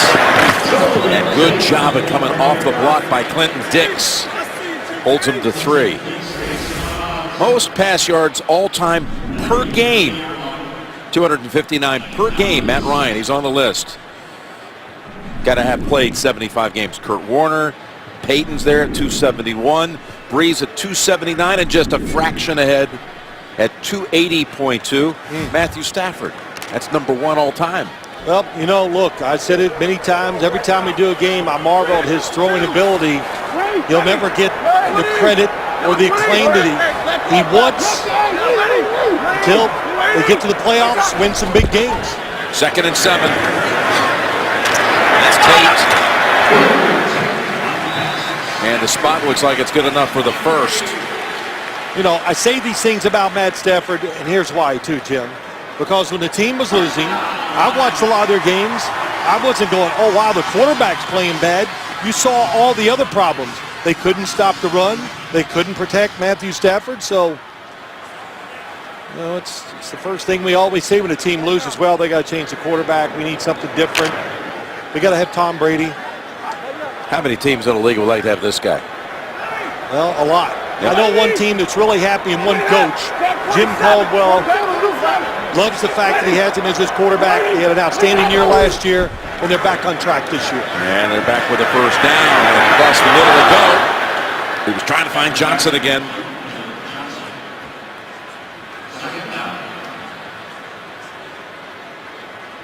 Clinton Dix on the coverage. And there's Martha Firestone Ford, the owner and chairman of the Lions. William Clay Ford, her husband, passed away just a year ago. This franchise originally owned by a local man named George Richards. And then William Clay Ford became the sole owner in '64. And she is out to make changes and finally produce a winner here for the first time in years. The handoff goes to Riddick to the 19. They put together a whole search committee for their next GM. Ernie, of course, he's going to kind of lead that search. Yeah, well, they got sidetracked. There's no question this year. And I think what's happened since the changes have been made, Jim, there's no doubt. You see the difference in their play. You can tell there's a great feeling once again around the town. I mean, everybody, as I walked in the stadium tonight, everybody's the same question. Hey, do you think we can win every game and make it to the playoffs? So hopes have been raised quite a bit in the last few weeks. Pre-snap penalty False coming start, up. number 74, offense. 5-yard penalty, remains third down. So if they go on and win this game to get to 5-7, 4 straight wins, we're talking what the Lions have done, what the Chiefs have done, what the Texans have done. I mean, they have come back from the grave to turn this season into something. Well, that's the NFC playoff picture coming into the night. If they got to 5-7, their last 4 games against teams all with losing records, but only one of those games will be at home. Well, they got pass rushers. They got the big-time receiver. Got the quarterback with a tremendous arm. How about these turnarounds? What Andy Reid, Bill O'Brien have done. Jim Caldwell's got it going now here at Detroit. There's the dream. There you go. Third down. They've had the football for over 5 minutes to start the third quarter. Completion, got an open man with Jones. And they close in on him to keep him close or short of the first down. Jones' second catch of the year goes for 8. Mike Neal, Casey Hayward, the 2 guys on the outside. It looks like it's Mike Neal, the outside linebacker. Boy, it looked like he had the blockers and the people out in front. That was going to, you thought for a moment, for a flash, it might be a big gainer. Instead, they got to bring out Prater. Made a 51-yarder on the opening drive of the game for the Lions. This is 34 yards. And it's good again. The man who was signed by the Lions as an undrafted rookie free agent in 06. Had some big years in Denver. Now back here with the Lions. 16-16 of the year. Now what will Rodgers do? NFL Thursday Night Football is sponsored by your local Lexus dealer and their pursuit of perfection. Zales. Declare your love with gifts from Zales, the Diamond Store. And by Corona, who invites you to find your beach. Some of the memorable moments from the rivalry, which dates back to 1930. First met City Stadium back in 1930 in Green Bay. And of course, the Lions then were known as the Portsmouth, Ohio Spartans. Started in 1930 and then began the regular annual tradition, now twice a year, of course, for a long time, in 1932. In fact, 21 times, this is a game many are accustomed to seeing on Thanksgiving Day in Detroit. 21 times Green Bay has been here to take on the Lions on Thanksgiving. Great tradition. Loved watching it growing up. Even as a player, loved watching it. That's high to 25. Okay, we're down to 8:47 to go, and the Packers offense will be out here, trot out here for the first time in the second half, down 20. Welcome back to Detroit. A few injury updates for the Lions right now. Linebacker Travis Lewis in the locker room with a right ankle injury. His return is questionable, and linebacker Josh Bynes has been cleared of the concussion. He will go back in the game. Golden Tate got hurt on that play coming out of bounds. They were looking at his neck. No official word yet from the Lions. And right now, Matthew Stafford getting some padding on that left hip. We saw him take a hard hit on that last drive. They're actually wrapping him up underneath his jersey as I speak. Jim? Okay, here's Rodgers with pressure. Goes down the sideline, and Adams unable to make the catch. Well, the story of the game, the story of the last few weeks. Look at this. Miscommunication. Wide receivers running to each other. Aaron Rodgers moves, and still nobody gets open. The pressure by the pocket. They push it back. He can't even really look down the field. Escapes. And where do you throw the football? Nowhere. That was their offense for many weeks, Jim, where he just moved around and made plays. The league, everybody sees it on film. They're used to it. And the receivers are not getting open on that second move. Well, you see Diggs is down. You also might have noticed that number 38's in the backfield for the Packers. That's John Crockett, who was just signed today. They made a roster move with Green Bay. Running back, they brought him up and they waived Alonzo Harris.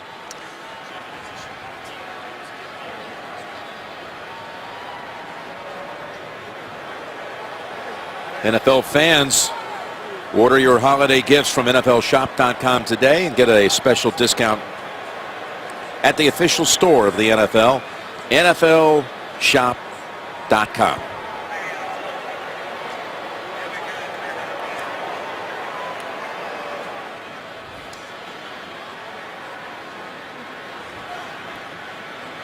So Diggs still down on the field. Here's a look at the Packers the last 5 games and how the numbers have gone south. Yeah, just everything. Sacks, points per game.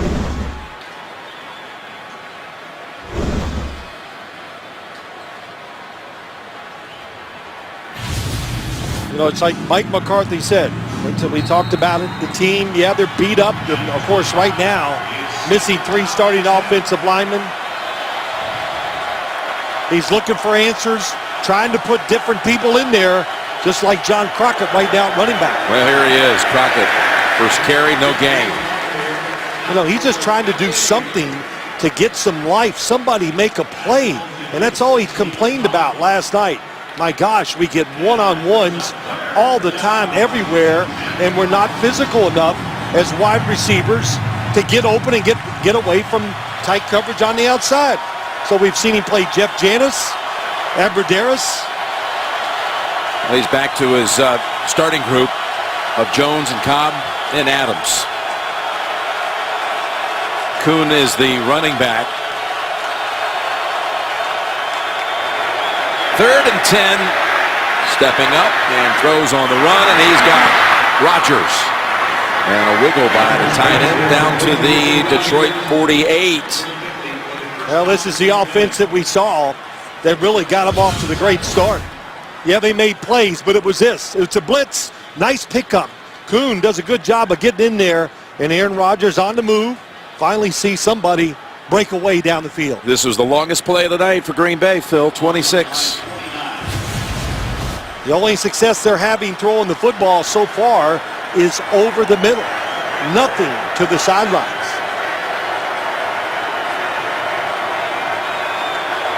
Bring back Crockett at running back, and here he is. Makes a couple of nice cuts, and he's got it for a gain of 4, running behind Sitton.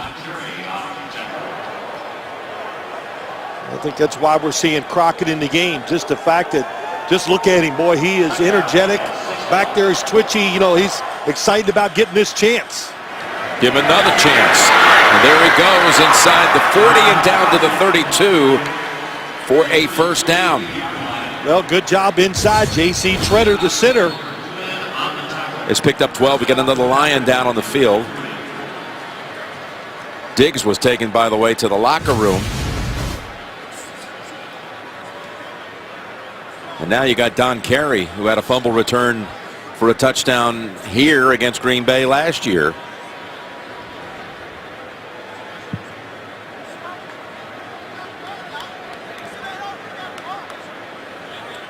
So we'll step aside for a moment. Now the Packers with Crockett and Richard Rodgers have moved to the 33.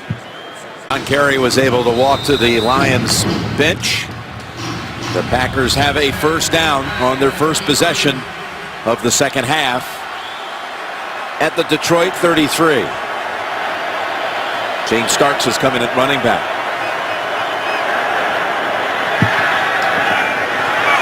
Here's the throw. Starks shakes off the hit. He's inside the 10 and down to the 8. Well, we've seen the whole gamut of plays, the run play, the fake reverse, the reverse, and now we get the same look again. They fake the reverse, they pull the running back, and I said they're a terrific screen team. And once again, inside for a big game to James Starks. Yeah, 25 yards with that one.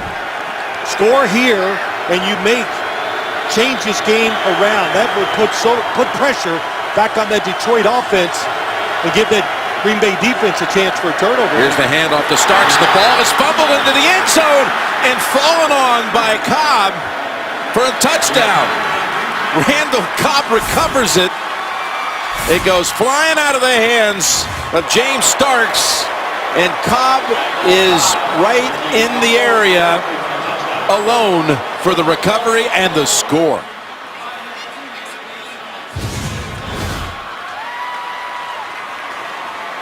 Good run up the middle. That was Abdul Kudus who knocked it out. Yes, and finally, they keep complaining on the defense. We can't find a way to get the turnover. Good job by Randall Cobb getting the recovery. I'll bring in Mike Carey just to clarify things.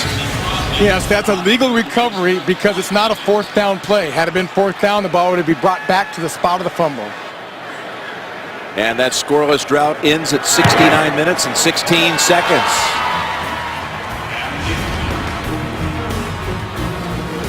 Well, Randall Cobb caught 6 touchdowns on the year. He's got a fumble recovery for a touchdown tonight. NFL Thursday Night Football is sponsored by Lowe's. Hurry in this weekend for great winter savings. And by T-Mobile. Ditch your carrier and switch to the Uncarrier. Hitsville, USA was the nickname given to Motown Records, first headquarters located just about 4 miles away from Ford Field. And that studio right there, some of the recording artists, the Jackson 5, the Four Tops, Diana Ross and the Supremes, the Temptations, Stevie Wonder. Amazing talents.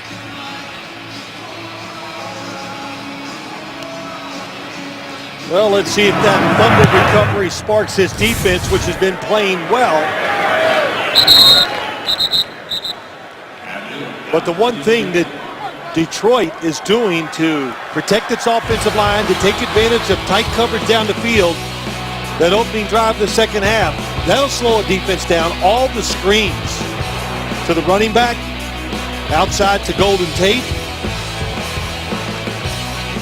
Another quick screen to Golden Tate. So that's really how they moved the ball down the field for that field goal, Jim, was all the screens. It almost broke one for the big one to get to the end zone with a good tackle. Saved the touchdown by the Green Bay Packers. Here's play action. Stafford has the ball stripped out of his hands and fallen on and recovered by Green Bay. It's Ryan with the recovery. It was Julius Peppers who stripped it. Yes, he came around the corner and beat Riley Reef right from the start. A great get-off by Julius Peppers. Watch how quick. Oh, nice fake inside. That gave him the advantage to go around to the outside, and Matthew Stafford never felt it or saw it. Boy, he just stopped that hand. But that fake inside was just enough to freeze the left tackle, and Julius Peppers still has the speed to get around the edge, especially after a good move at the line of scrimmage. And let's see with what kind of speed Green Bay tries to cash in on the takeaway. There's the pass. Rodgers to Rodgers for 1. Oh, they had the right play called. They really did. If Josh Sitton tried to get out there, he makes the block. There's nobody to make the tackle. So the screen game being used a lot by both teams. Julius Peppers in his 14th year, still making all kinds of plays.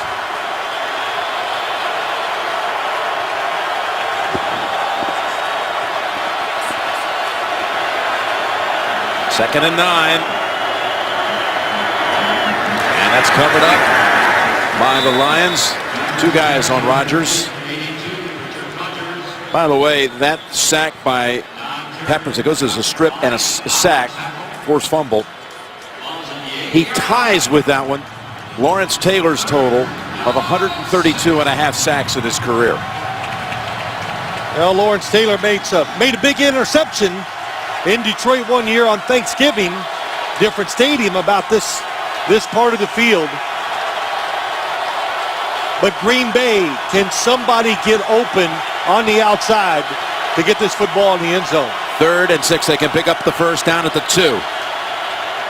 Here's Rodgers to the end zone, and it is pulled down by Adams for his first touchdown of the year. I like what they did too, Jim. This is what you do to receivers that are struggling to find a way to get open. They finally move him, and that motion comes in behind the other, and a little stick nod down the middle, and he beats Bynes for the touchdown. Adams was the most targeted wide receiver in the entire league this year without a touchdown until that play. Well, they called a zone defense, had the right play on, clean release. And that was the 67th time he was targeted this year. Took that many passes from behind the end zone. Been the subject of a lot of scrutiny after the game against Chicago. A lot of people questioning his hands, but he grabbed hold of that one, made a fine catch. And how about how quickly this game turned around? On, of all things, a fumble recovery by the offense for a touchdown.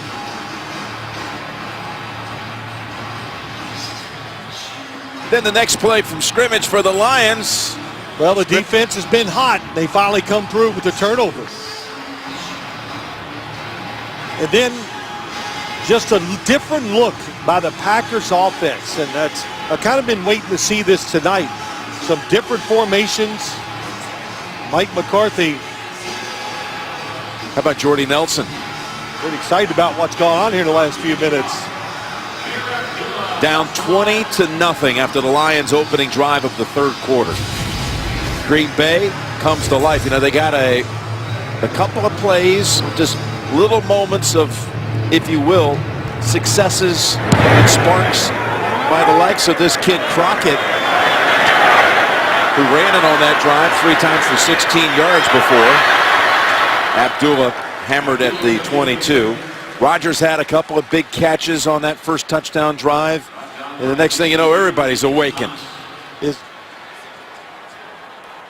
Sunday at 9 on NFL Network, Larry Fitzgerald sits down to discuss his resurgence this season and the Cardinals' push to a division title. NFL Game Day morning, live Sunday at 9, only on NFL Network. And again, next Thursday night, only on NFL Network, we'll have Arizona hosting Minnesota in a game with all kinds of seeding implications in the NFC. Abdullah up ahead for 4. What are the Lions feeling right now? Oh, they feel a little pressure, a little tightness. That's why they came out and ran the football, to try to get some rhythm and get their offensive line back to being aggressive and confident. And, you know, you talked about that last drive. Yes, Crockett came in for the Packers, gave them some energy, but it was the movement by Rodgers and the throw that really got that drive going. 2nd and 6.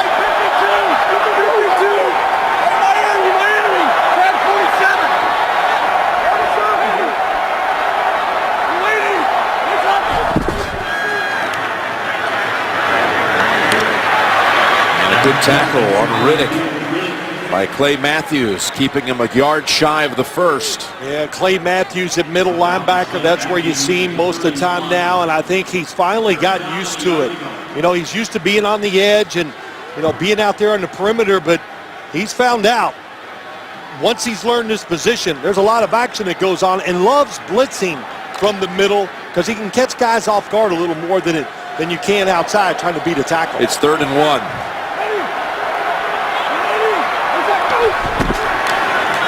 Work it with Bell, and he's able to slide sideways through a little hole to pick up the first. Gain of 6. Big first down for the Lions offense. Seen Mike Burton in there at fullback. I know you, of course, on 3rd and 1 you want to see him, but we've seen him back in there more tonight than we have in previous games. Michael Ola, the right tackle for the Lions, is down. It's the 3rd different Detroit player to be injured in this quarter. Ola, in his 2nd year in the league out of Hampton. He was waived earlier this year by the Chargers. It's kind of been a surprise for him. He has. Been a long journey to get here. Played a couple of years in the Canadian League for Coach Tressman up in Montreal for the Alouettes. Played in the Arena League. Now getting his chance in starting, and they've been really happy with what he's done. Yeah. It's one of the reasons why the offensive line has gotten better.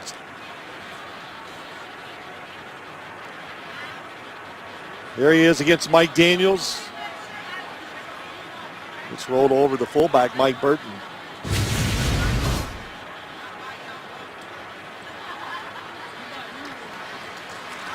Having a hard time putting any weight.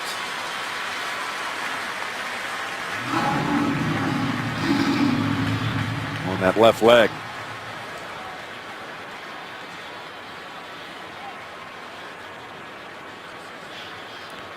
Adrian Waddle will come in for him. We've talked a lot about the Packers missing starters on their offensive line. The Lions were without Travis Swanson tonight. Their starting center out with an ankle. Manny Ramirez, a long-time starter in this league, filling in for him. And that's Bell to the 41.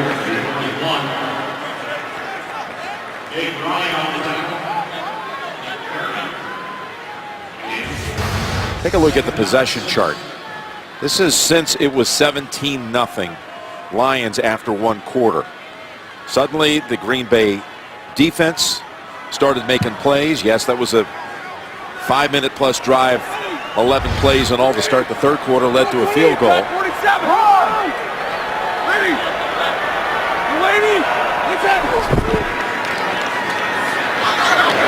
It's over to Riddick. He makes Shields miss him, but others come converging. And this kid Riddick is something else. He played both running back and wide receiver at Notre Dame.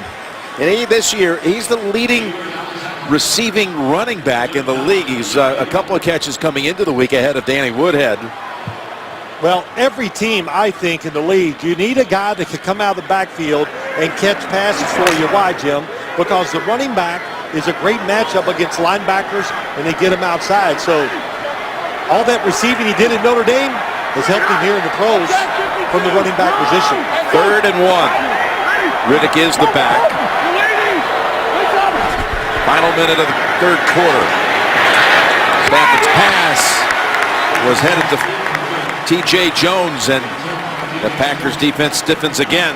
Yeah, good job by the Packers. They engulfed Matt Stafford there. There's nowhere he can go, and really the pass over the middle to Jones, he is not open either, because here comes Jake Ryan from the other side. So this Packer defense, very fast, does a lot of different things, and it really has this Lions offense since the first quarter slowed it down tremendously. Here's Martin trying to pin the Packers inside the 20. And it's at the 17, maybe the 18. Well, we showed you in the first half the Lions nominee for the Walter Payton Man of the Year, Stephen Tulloch. Well, here is the Packers nominee, Sam Barrington, the linebacker. He's dedicated his time to the big brothers, big sisters of Wood and Brown County, attending the annual bowling event for the children of Wood County. And at this past offseason, he was at the forefront of the NFL Play 60 movement in Green Bay.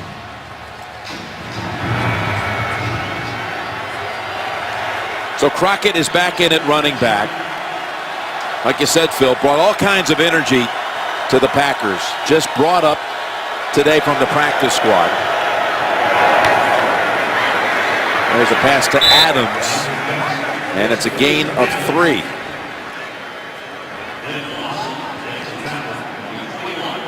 Well, really, it's a good job here in the second half. You talk about this Packers offense, missing the linemen, just the fact that they put Crockett in there, mixing up the plays, showing Detroit a few different looks on the offensive side, and it's helped them get these 14 points. There's Crockett. And here's Crockett going again for a first down. How about this kid Crockett? His first NFL game, signed as an undrafted free agent back in May out of North Dakota State. He picks up 10. He's their leading ball carrier with 26 yards on 4 carries, and we've reached the end of the third quarter. We start the fourth quarter at Ford Field. Jim Nantz with Phil Simms, Tracy Wolfson, Mike Carey, and all the crew here on Thursday Night Football. What was a 20-0 Lions lead early in the third quarter. Suddenly 20-14, and the ball belongs to the Packers. Not that time for Crockett. He was so anxious, he just fell down. Nothing happened there. And, as you look at this, as he falls down, you just think, Eddie Lacy got over 100 yards the last 2 games. Why haven't we seen more of him? He's back in there now. Well, there he is finally. He comes back in the game because he was not mentioned to us last night. Nobody said anything was wrong with him. But when he's been in, hasn't been productive. Maybe that's why they took him out. They fake to Lacy. And Rodgers bends it, and there's another Adams drop. This kid's been, the story of his season's been a nagging ankle injury and inability to make some crucial catches. We've got a Packer player down, and it's Bakhtiari, their left tackle. Oh my goodness, with the way things have gone, injury-wise with this offensive line. Their left tackle who's never missed a start in his 3rd year out of Colorado. And they're looking at his right leg.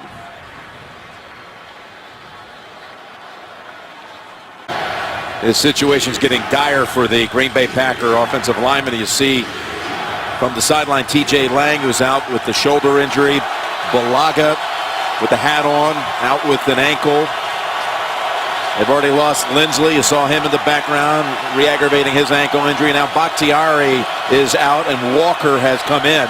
Josh Walker, number 79. He's going to play left tackle on this 3rd down and 14. And just as you would expect, the Lions come busting across, and Ziggy Ansah with the sack, giving him 12.5 sacks on the season. Well, they were going to take advantage of the new guy in, and here's why. Here comes Josh Bynes, so now you can't help out the new left tackle who's come in, and Ziggy Ansah. What an athlete, can do everything fast, and got around the corner for the sack. Yeah, he's tops in the NFC in sacks. 2nd in the league only to J.J. Watt. And Mastay with the boot. Not a deep one. Fair catch by Tate at the 42. This kid is something else. 3rd year out of BYU. Ziggy Ansah, who went to BYU on an academic scholarship out of Ghana. Tried to participate in sports. Tried out for the basketball team for a couple of years. Didn't make David Rose's team. Was on the track team for about a semester, and he went in and got a interview with Bronco Mendenhall, the head coach. Said, I'd like to play football. Yeah. Really didn't know anything about it. He attended a couple of games as a student. Makes the team 3 years later. He's a 1st-round pick. Here's Abdullah, speaking of high draft picks. Their 2nd rounder gets it out near midfield. But this kid, this Ziggy Ansah, has tremendous speed. Saw it perhaps best of all in a 75-yard run by Adrian Peterson earlier in the season. Watch him catch up with AP. You said he ran track. Ran a 10,900 meters in track. So that size, that fast, what a quick adaptation to the NFL football. 2nd and 2, and that picks up the 1st down. Amir Abdullah for 4. I mean, tonight they haven't done that much with Ziggy Ansah. Just to go to talk about him real quick. Usually he plays a little bit of linebacker, spies the quarterback, but he's been outside all night tonight. Bakhtiari, before he got hurt, was doing a great job against him. Well, you just knew when they brought in on that 3rd down snap, 3rd and 14, and Josh Walker comes in. Great call. Left tackle. You just knew they were going to bring the heat. They were not going to let Josh Walker get help and stop the pass. 1st down as we approach 12 minutes to go.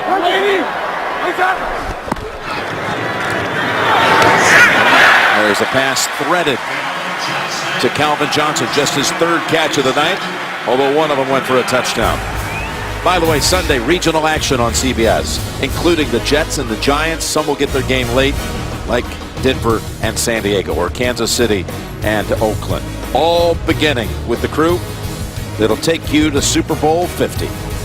the NFL today at noon Eastern this Sunday on CBS.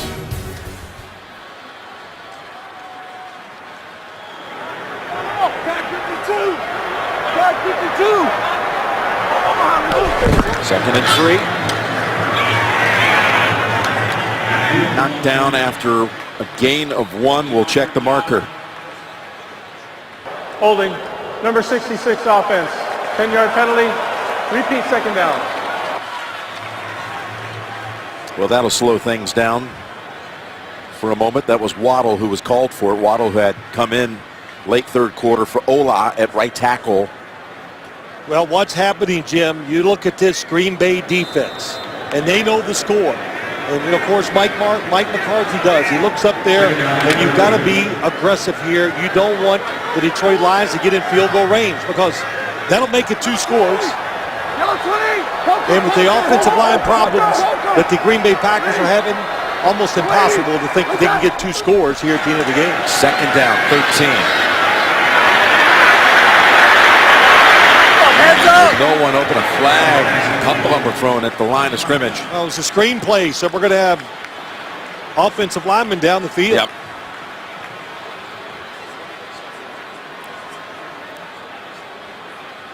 Ineligible receiver downfield. Number 75 offense. 5-yard penalty. Repeat second down.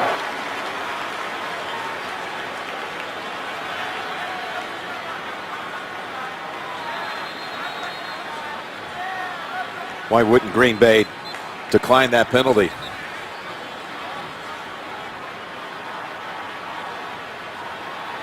I don't know why you take the 5 yards here. Well, I don't know if they... Could have been 3rd and 13 instead of 2nd and 18.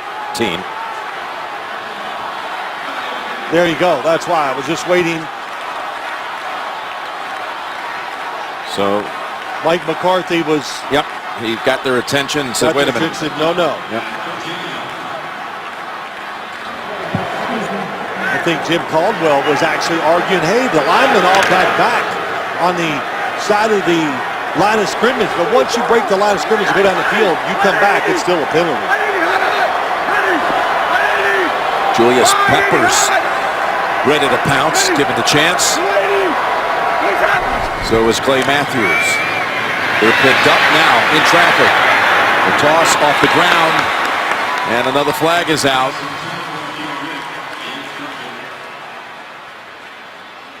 Offside. Number 56 defense. 5-yard penalty. Replay third down. He said he was ready to pounce. He left early.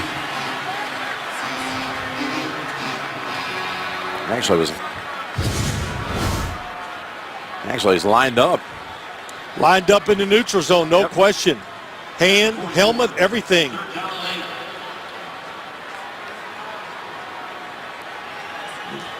First penalty on the Packers in this half. It gives the Lions another shot at third down. 3rd and 8. Big third down. You got to keep them out of field goal range. There's the pass to Ebron. That's a good piece of tackling by Shields to stop him 2 yards short. Now, Stafford and the offense are still out there. They're going to go for it. It looks like, you think, okay, it's indoors. Do we go for the long field goal? But Jim Caldwell says he likes his chances better going forward on 4th down instead of trying the long field goal. You saw Aaron Rodgers just absolutely encouraging his defense to make a play here. From the 38, 4th and 2.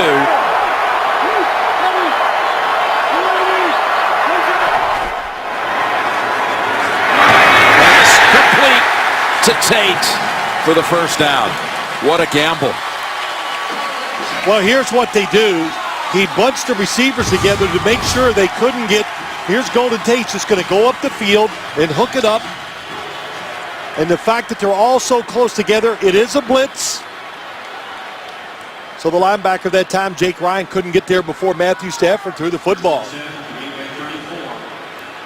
Not only a first down, but also puts him in field goal range.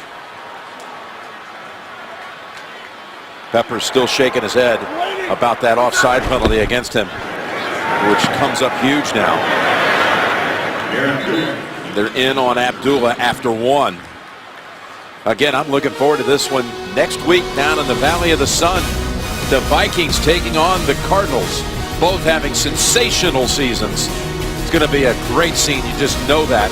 Down in Glendale, Arizona, only on NFL Network next Thursday night. Well, it should be. Watch Carson Palmer throw the football down the field.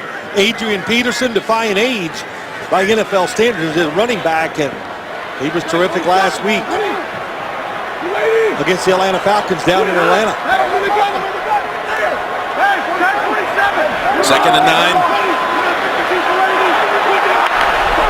Here comes a blitz by Matthews. Getting it away, and just a half beat off with Calvin Johnson. I still thought he might get there. He had the blitz. The pressure was he was so tight in the pocket. This is why he overthrows it. Clay Matthews, he saw it. He changes the play, and was an out and up by Calvin Johnson. So a lot of times the defender, boy, nice job by Bell blocking Clay Matthews. But you're expecting a quick pass on the blitz. And that was a great call by Matthew Stafford. Just missed it. Green Bay's Casey Hayward was dinged on that play.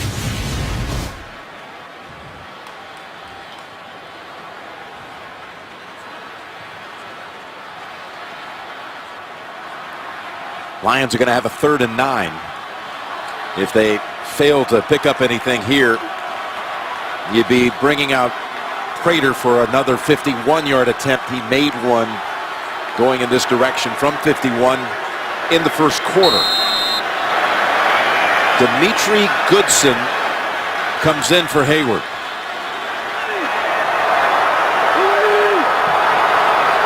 Can't afford to lose any yards on a sack or a penalty for the Detroit Lions.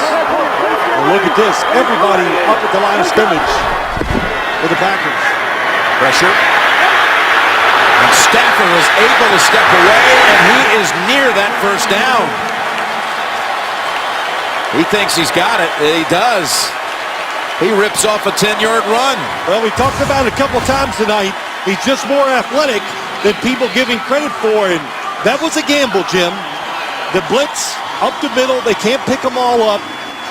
He made the decision to run, and it was a good one, and gets outside for the first down.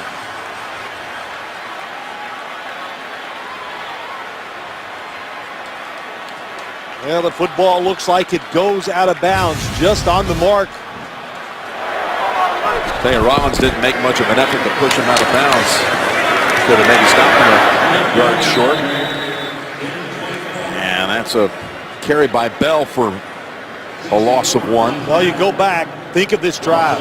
The offsides changed it. I mean, it was everything. First, we had the injury to Bakhtiari, which changed it for the Green Bay offense, but the offsides of Julius Peppers kept the drive going. And now clock is going, using up clock, and you're in position to get a 2-score lead. This is a drive now that's 6 minutes long.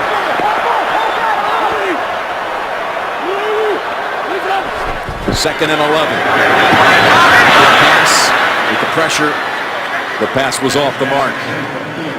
You saw Theo Riddick out there against Jake Ryan. Hey, how many times you said Jake Ryan's name tonight? He's a good-looking rookie, isn't he? Oh, my gosh. I mean, he's fast, instinctive. You know, I thought the other linebacker that was in there before him, Nate Palmer, I said, wow, I like the way he's playing. And so I was kind of surprised to hear. But what happens, which we see all the time, you show it in practice. He did it enough. They finally had to put him in the game. The Packers have had 7 fourth-quarter interceptions this year. That's the most by any team in the league. 7 of their 11 have come in the fourth. Boy, could they use one now. 3rd and 11. Here's Stafford's pass. And it's very nearly intercepted by Shields. Incomplete was the call intended for Megatron. Well, the Packers, they don't just sit back. They try to make it happen. It's another blitz. Great delivery by Matt Stafford, but dangerous. Look at Johnson had it in his hands, and then Shields almost took it away. Yep. Instead, we're going to have Prater coming out here trying to make it a 2-score game. 42 yards for Prater. Sam Shields really Doing a good job on Calvin Johnson on the outside here tonight. Prater, who holds the all-time NFL record with the 64-yard field goal when he was the Broncos kicker. The close out of first half against Tennessee. We were there for that one, breaking the Dempsey and Elam record. So timeout call by the Lions because they were running out of time on the play clock. Week 13 continues Sunday on CBS and Fox. You can check your local listings for the game in your area.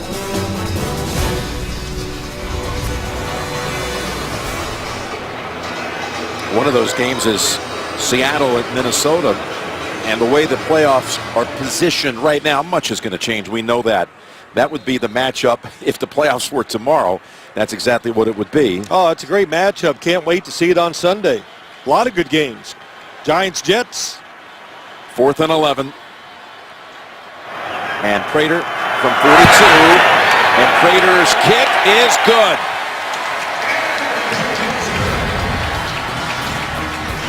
Seven minutes to go. Green Bay has all of its timeouts, but needs 2 scores. NFL Thursday Night Football, sponsored by Geico. 15 minutes could save you 15% or more on car insurance. K Jewelers, every kiss begins with K. And by McDonald's, teaming up with the NFL like never before. The Ford Motor Company's Dearborn Truck Plant, where a new truck rolls off the line about every minute. Aaron Rodgers thought that field goal by Prater was wide left from his angle. He knew how big it was. Hold on a minute, Aaron. Oh, it's good. Try to keep it to 1 score. I think the big thing is, will David Bakhtiari be able to come back in his game and play left tackle for the Green Bay Packers? Watching him on the sideline, I think he is going to return. Look at Janis decide to run it out. And Janis tiptoes through traffic. And he's down at about the 16 by Don Carey, who was shaken up earlier. And there is Bakhtiari returning at left tackle. That last series were some key moments. First, the 3rd down stop by the Packers, but Peppers was lined up offside, gave them another chance. And then the 4th down play from Stafford to an open Tate, who's caught 22 passes the last 3 weeks. And it led to the Prater field goal to make the margin 9.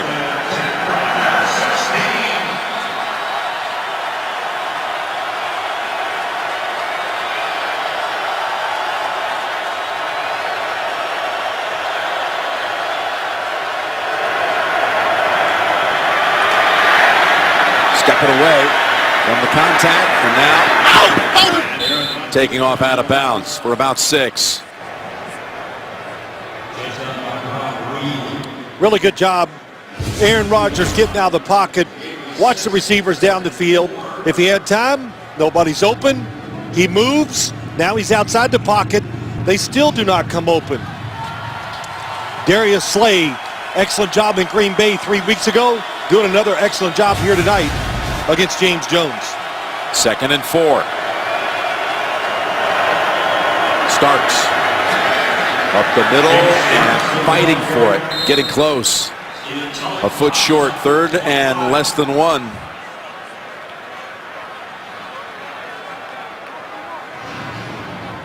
And Eddie Lacy, 5 carries for 4 yards, 1 catch for a loss of 3. Yeah, it's a mystery, isn't it? I mean, after the last 2 games, especially in a situation like this, gained over 100 yards, but tonight,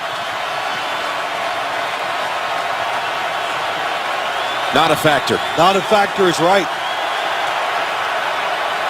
3rd and a foot. Jump pass just in. Time and incomplete. And now what do you do with 5:47 to go? At this place on the field, that was Abdul Kudus, who got a hit on Rodgers. Came on the blitz on the outside. Aaron Rodgers did not have time to get rid of it, and they're going to go. Looks like they're going to go for it. They are. And I agree with the decision. They tried to catch Detroit's defense off guard with the 3rd down pass. They didn't. The blitz got there. You need 2 scores. 5:47 to go. 4th and a foot. You go for it. From their own 26. A timeout is called by Green Bay. It's called by McCarthy on the sideline. And even though they're probably going to need that one back later on, he didn't like what he was seeing. Well, if you just change your decision and you want to punt the football, then just take the delay of game. So I think you're right. They didn't like to play.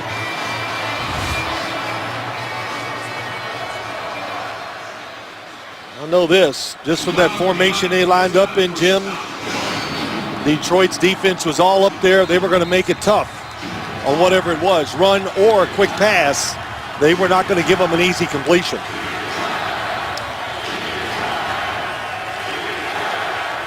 Well, if you fail here and Detroit takes over at that point on the field, even if the Lions scored a touchdown, got the extra point, it would still be a 2-score game.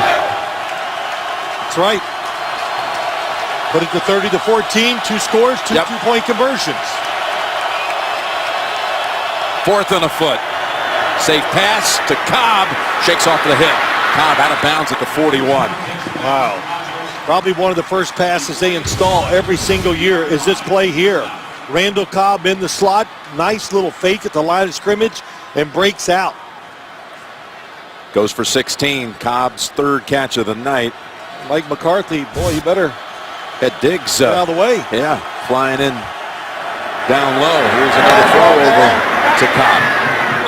And he's out of bounds after a short gain. And that's Diggs on the hit. Let's go down to Tracy. Well, Jim, you mentioned Eddie Lacy, just 5 carries, 4 yards. We've seen James Starks. We've even seen the rookie John Crockett in his first NFL game. I spoke to officials down here on the Packers sideline, and they told me it is not injury related. It is a coach's decision, Jim. Okay. Not happy with his play. They keep him on the sideline, 2nd and 6. Starks. Faked like he was going inside, goes outside and out of bounds. And that's near another first. And it is a first down. Good job by Starks getting some extra yards. And just go back to Eddie Lacy. We talked to the coaches last night. Everybody, Aaron Rodgers, they mentioned everybody in the offense. And the one name we didn't hear, Eddie Lacy. So something went on during practice. We tried to really kind of find out whatever it is. Preparation. Maybe they didn't like it. They gave him a chance here tonight. It didn't work. And he's watching from the sidelines. 4:40 to go. New set of downs. And a pre-snap penalty call. False start, number 67, offense. 5-yard penalty, remains first down.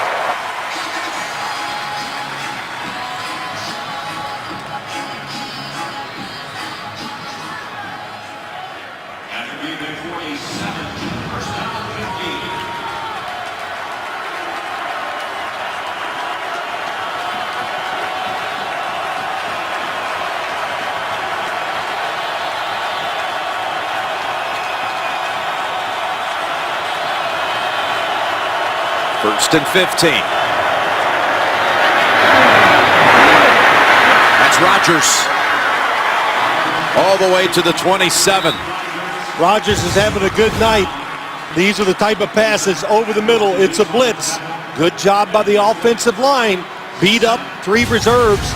Still pick up the blitz to give Aaron Rodgers time to throw. 6 catches for 90 yards for Rodgers. Make it 7 catches for 100. As he's got a 10-yard gain and another first down. Boy, just a little screen to the outside. Nice running.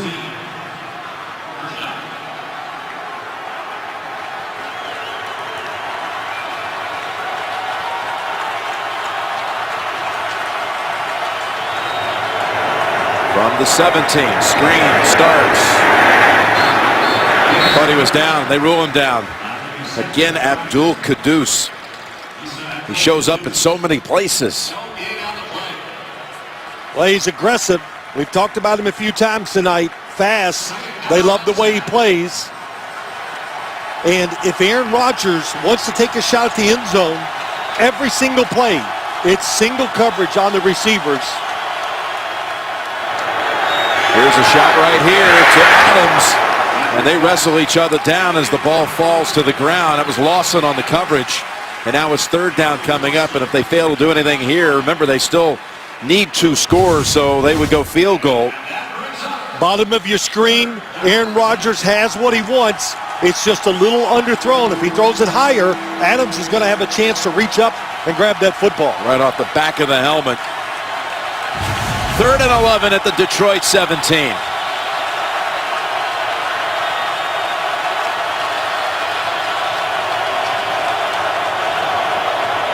From the pocket. Now, rolling out, pointing, taking off. First down, touchdown! Aaron Rodgers runs it home.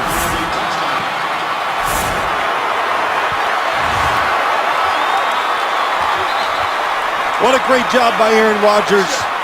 Nobody's open, breaks outside, and every defender had his back turned away from Aaron Rodgers. Of course, that's why he goes in the end zone untouched. Nobody saw him. Ziggy Ansah on the chase. But look, still,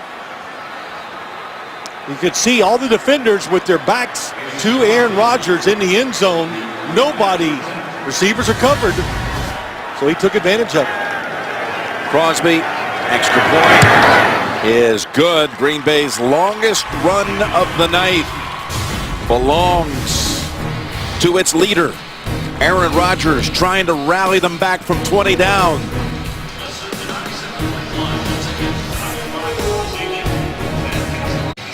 $84 yards in 4 minutes, 11 plays, one of which was the 4th and 1 from their own 25, which paid off.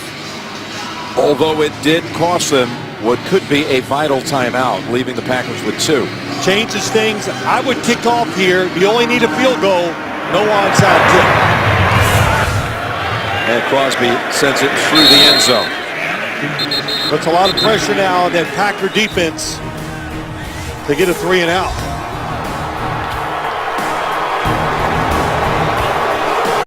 NFL Thursday Night Football sponsored by Walmart. Walmart has everything you need to share wonder every day. And by National Mortgage Lender Quicken Loans. Home, buy, refi, power. Yes, it's getting rather tense. A lot of quick decisions being made down in the truck by the likes of Mike Tiffy, Mike Arnold, Lance Barrow, Corey Fishman. And that row right behind him with Jim Rickoff and Brian Kozowski with his home game here, the Dearborn boy. Tyler John, Brian Marr. Here we go. 3:04 remaining.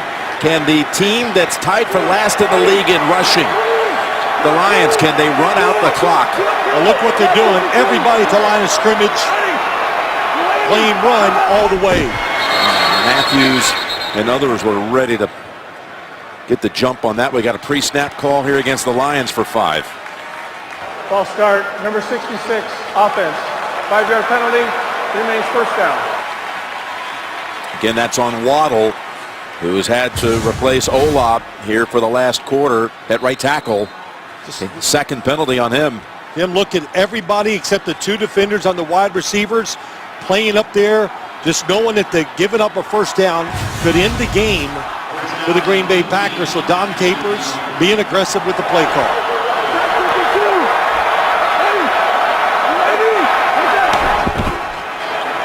It's given to Bell. He's backed up by 1 or 2 yards, and again, it's the rookie Ryan comes up to make the play, and a timeout called by the Packers at 3 minutes. That sets up now 2nd and 16 for the Lions. Again, coming up, the Mazda post-game show, interviews and analysis of tonight's game. If you're the Lions, do you run it again to force the Packers to take their last time out? Oh, man, after we've seen it, would I give the football back to Aaron Rodgers and take that chance and think he only needs a field goal? That's pretty tough to do. I look at it and say, safe play. They've had some success with screens.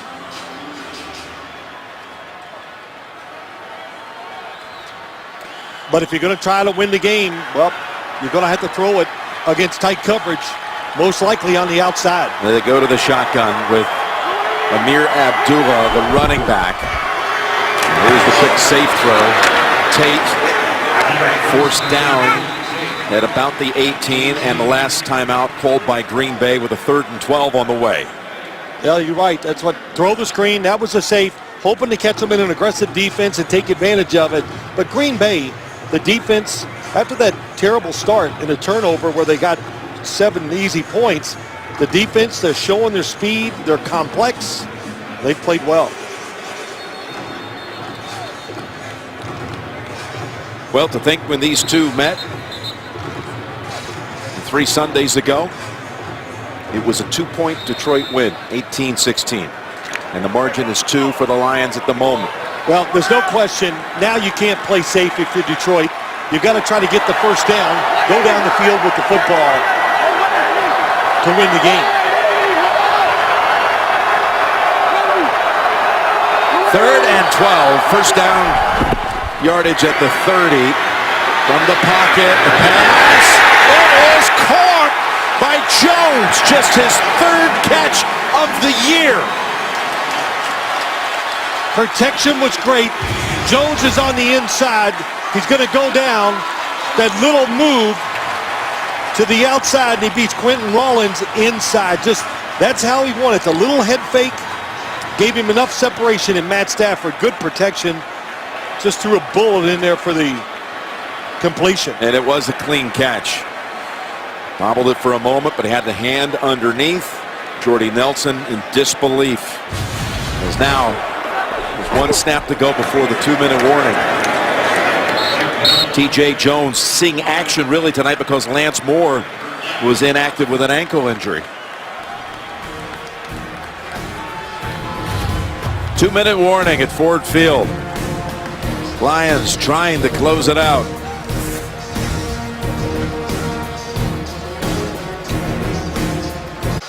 We're back with the Packers out of timeouts. 2nd down coming. What is the best situation Green Bay can hope for? Probably around 30 seconds, maybe a little less. Depends on the length of the plays that Detroit runs here on 2nd and 3rd down.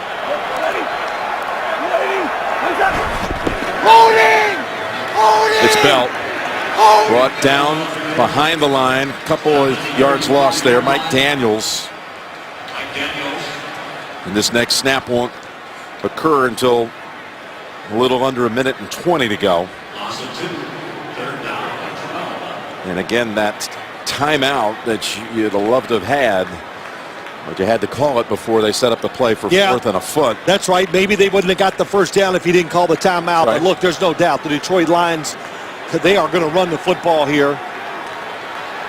You don't attempt to pass and give Aaron Rodgers, in case it's incomplete, any extra time to get down for the field goal. Bell gives back 2 more. And it'll be right at about 30 seconds when they punt the football. Mazda post-game show, interviews and analysis of tonight's game is coming up next. Well, the big thing is when the Packers get this football, if you're Detroit's defense too, what was the original plan to start tonight? Let's keep Aaron Rodgers in the pocket. That's what the defense wanted to do. They haven't done a very good job of it, really. It hasn't hurt them. It did on that run, but when he's gotten out of the pocket to throw the ball, the receivers have been covered. So the punter still stands on the sideline. He'll call the timeout there. And around these parts here in the state of Michigan, you get late in the game, you don't take anything for granted after what happened in that Michigan State game. Oh, that's a good point. We were all watching that night. I forgot where we were, but it was or that afternoon. I do remember, though, poor Tracy. She loves her Wolverines, her alma mater. And to say she was crushed is an understatement. Matter of fact, you know where we were? We were in Green Bay. We're in Green Bay getting ready for the Chargers and Packers the next day. Here we go. And he hit the ground, but no flag. And the fair catch by Hyde at the 20 with 23 seconds left. Packers got somewhat close in on Martin. Yes, that was a little closer than they wanted, I'm sure, for Detroit. Mike Neal.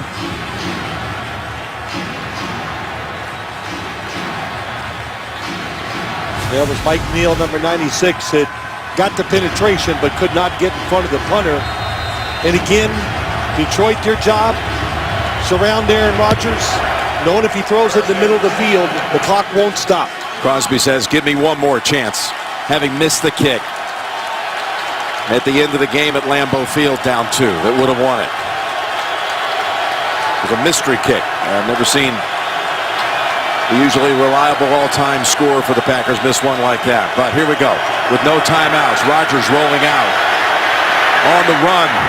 Flings it and tapped away. What a play, too. Beautiful pass defense by Diggs. What a play is right. Aaron Rodgers full sprint to the sideline. And Diggs, the extra defensive back, makes a great play against Randall Cobb. Boy, he's sprinting, the defense is there, and just flicks it with his wrist about 40 yards down the field, right on target. 16 seconds. Packers cannot afford to be tackled in the field of play. Rodgers. Can he complete one? Got a man down there, and it's incomplete. Abbrederis was the target. Rodgers says, wait a minute. Wasn't that contact? No flag. 3-man rush. They let him out of the pocket. Abdul Quddus is looking for the football. Mike Carey, I got to bring you in real quick here. What did you see there? That was a great no call. Both players looking back, playing the ball. The ball comes right to them at the same time. Great play by the defense. No call for pass interference. Well, 6 seconds. I don't think they can advance it in 6 seconds. Surely they can't get it far enough to be able to get out of bounds and kick a field goal. So one absolute desperation moment in the middle of the field to Jones. To Rodgers, How about that? Rodgers gets it the other way. He's thrown down. We got a flag. The game's not over. Grabbed him by the face mask. That was Devin Taylor. Personal foul, face mask. Number 98 defense. 15-yard penalty. This is like what happened in the Baltimore-Jacksonville game this year. Extended for one play. But in that case, they got Jacksonville had enough, with the penalty, enough yardage to be able to be in field goal range for the winning kick by Myers. Devin Taylor. I don't know, did it get the face mask? Well, he hit it. It looked like it. It happened so fast.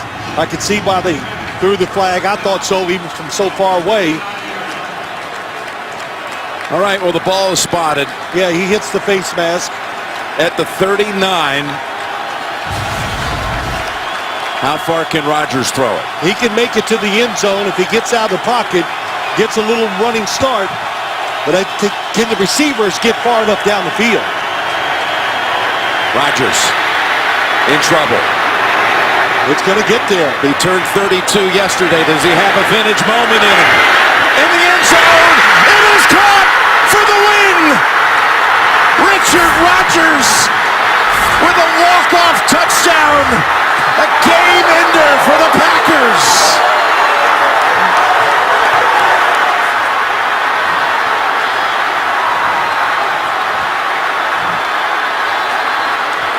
Total disbelief at Ford Field. The Packers saved by the face mask call, given one last chance. And Aaron Rodgers heaves it as far as he can. And Richard Rodgers boxing out in the end zone for the touchdown. The son of a former Cal football player who was involved in the band play, one of the all-time game enders in football history, the Stanford-Cal game of years ago, 1982. Now the son comes up with the play of his own. Well, right from the start, again, you let Aaron Rodgers out of the pocket, good movement, and you wanted to know if he could reach the end zone. I had no doubt that he could get it there. By getting outside the pocket, 3-man rush, that's the first mistake, but make him stand there. He couldn't have reached it, but look at the running start. He looked across the field, saw the line of scrimmage, the chain markers, then throws it up, and boy, nobody in front of Rodgers. Rodgers, terrific night. Rodgers to Rodgers. Two guys from Cal connect.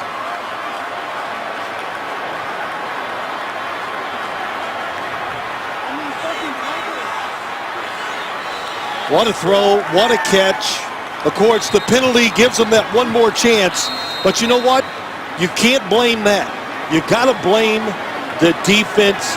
The fact that you know the only thing that can beat you if you let him get outside the pocket, and they let him get out there a couple times on that last drive. They had to officially snap it off the touchdown. They take the knee. The game is over. And the Lions season basically ends with that Hail Mary.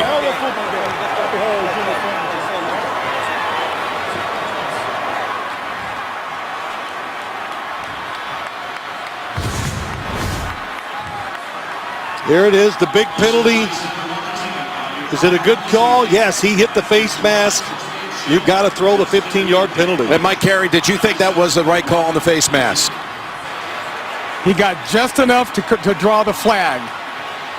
What you're looking for is a grab and a twist, but when it happens that fast and the head goes down, you're going to get a flag on that for player safety. There you go, the head went down. That's what probably made the flag come out. From 20 down. You know, barely a pulse. This is the biggest comeback in the history of this rivalry that dates back all the way to 1930, the 173rd meeting. And the Packers, what a changer. What a complete season changer it is. Oh, yes. How high and how far did he throw that football? Incredible. Let's go down to Tracy. Aaron, have you ever been through something like that? We've been on the flip side of that. We know that feeling. I'm out of breath. It's the most amazing game of my life to be a part of that, to never give up. You know, Tom Clements always talks about time and downs. You got a chance. I get face mask on the last play. I knew we were about at the 40. Guys gave me enough time. I just tried to get it in the end zone there. And I can't believe Richie caught it. While that ball was up in the air, what was going through your mind? Catch it. You got to catch it. I felt good it was going to be in the end zone. I got a nice run up into it, a crow hop into it. I could see Tay kind of trying to box out, get in position. I didn't see Richard until the last second, but when he caught it, it was just, I blacked out. I don't know what happened, but I know it was the greatest feeling I've had on the field in a long time. How about that for a birthday present? Yeah, it feels pretty good.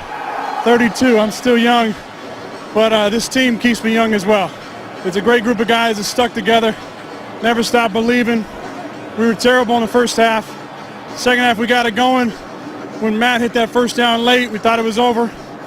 Time and downs, though, we had a chance. I mean, it's the greatest game I've been a part of minus the Super Bowl. Can you use that as a spark going forward now? I hope so. We're 8-4. We're in the mix. Huge win for us. I mean, we're going to enjoy this weekend, have some laughs, get ready to come back next week at home.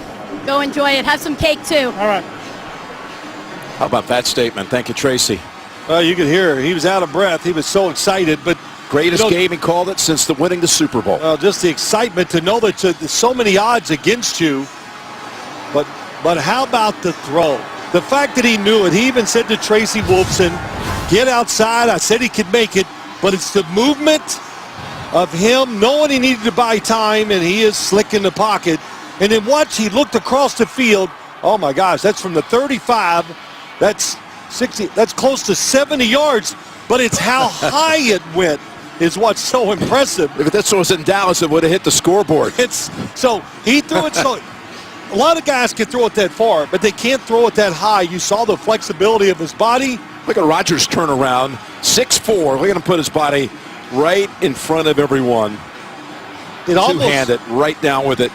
The Detroit defenders were all looking at receivers again, just like on Aaron Rodgers' touchdown run. So they had their back turned to him, and it took too long for him to turn and locate the football.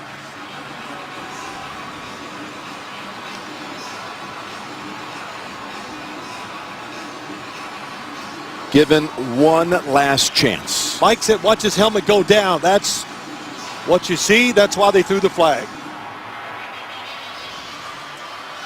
The 61-yard winner. Devastating loss for Detroit. Really falls out of the playoff picture. They had all these ideas of winning out, and they were in control of this one at 20-0 at one time. Well, if you'd have told me at halftime, I'd have said there's about zero chance that Green Bay could make a comeback and win the game. What a job by the players. What a job by the coaches. Happy birthday, Aaron Rodgers. Yes, indeed, it was truly a vintage moment. The miracle in Motown. The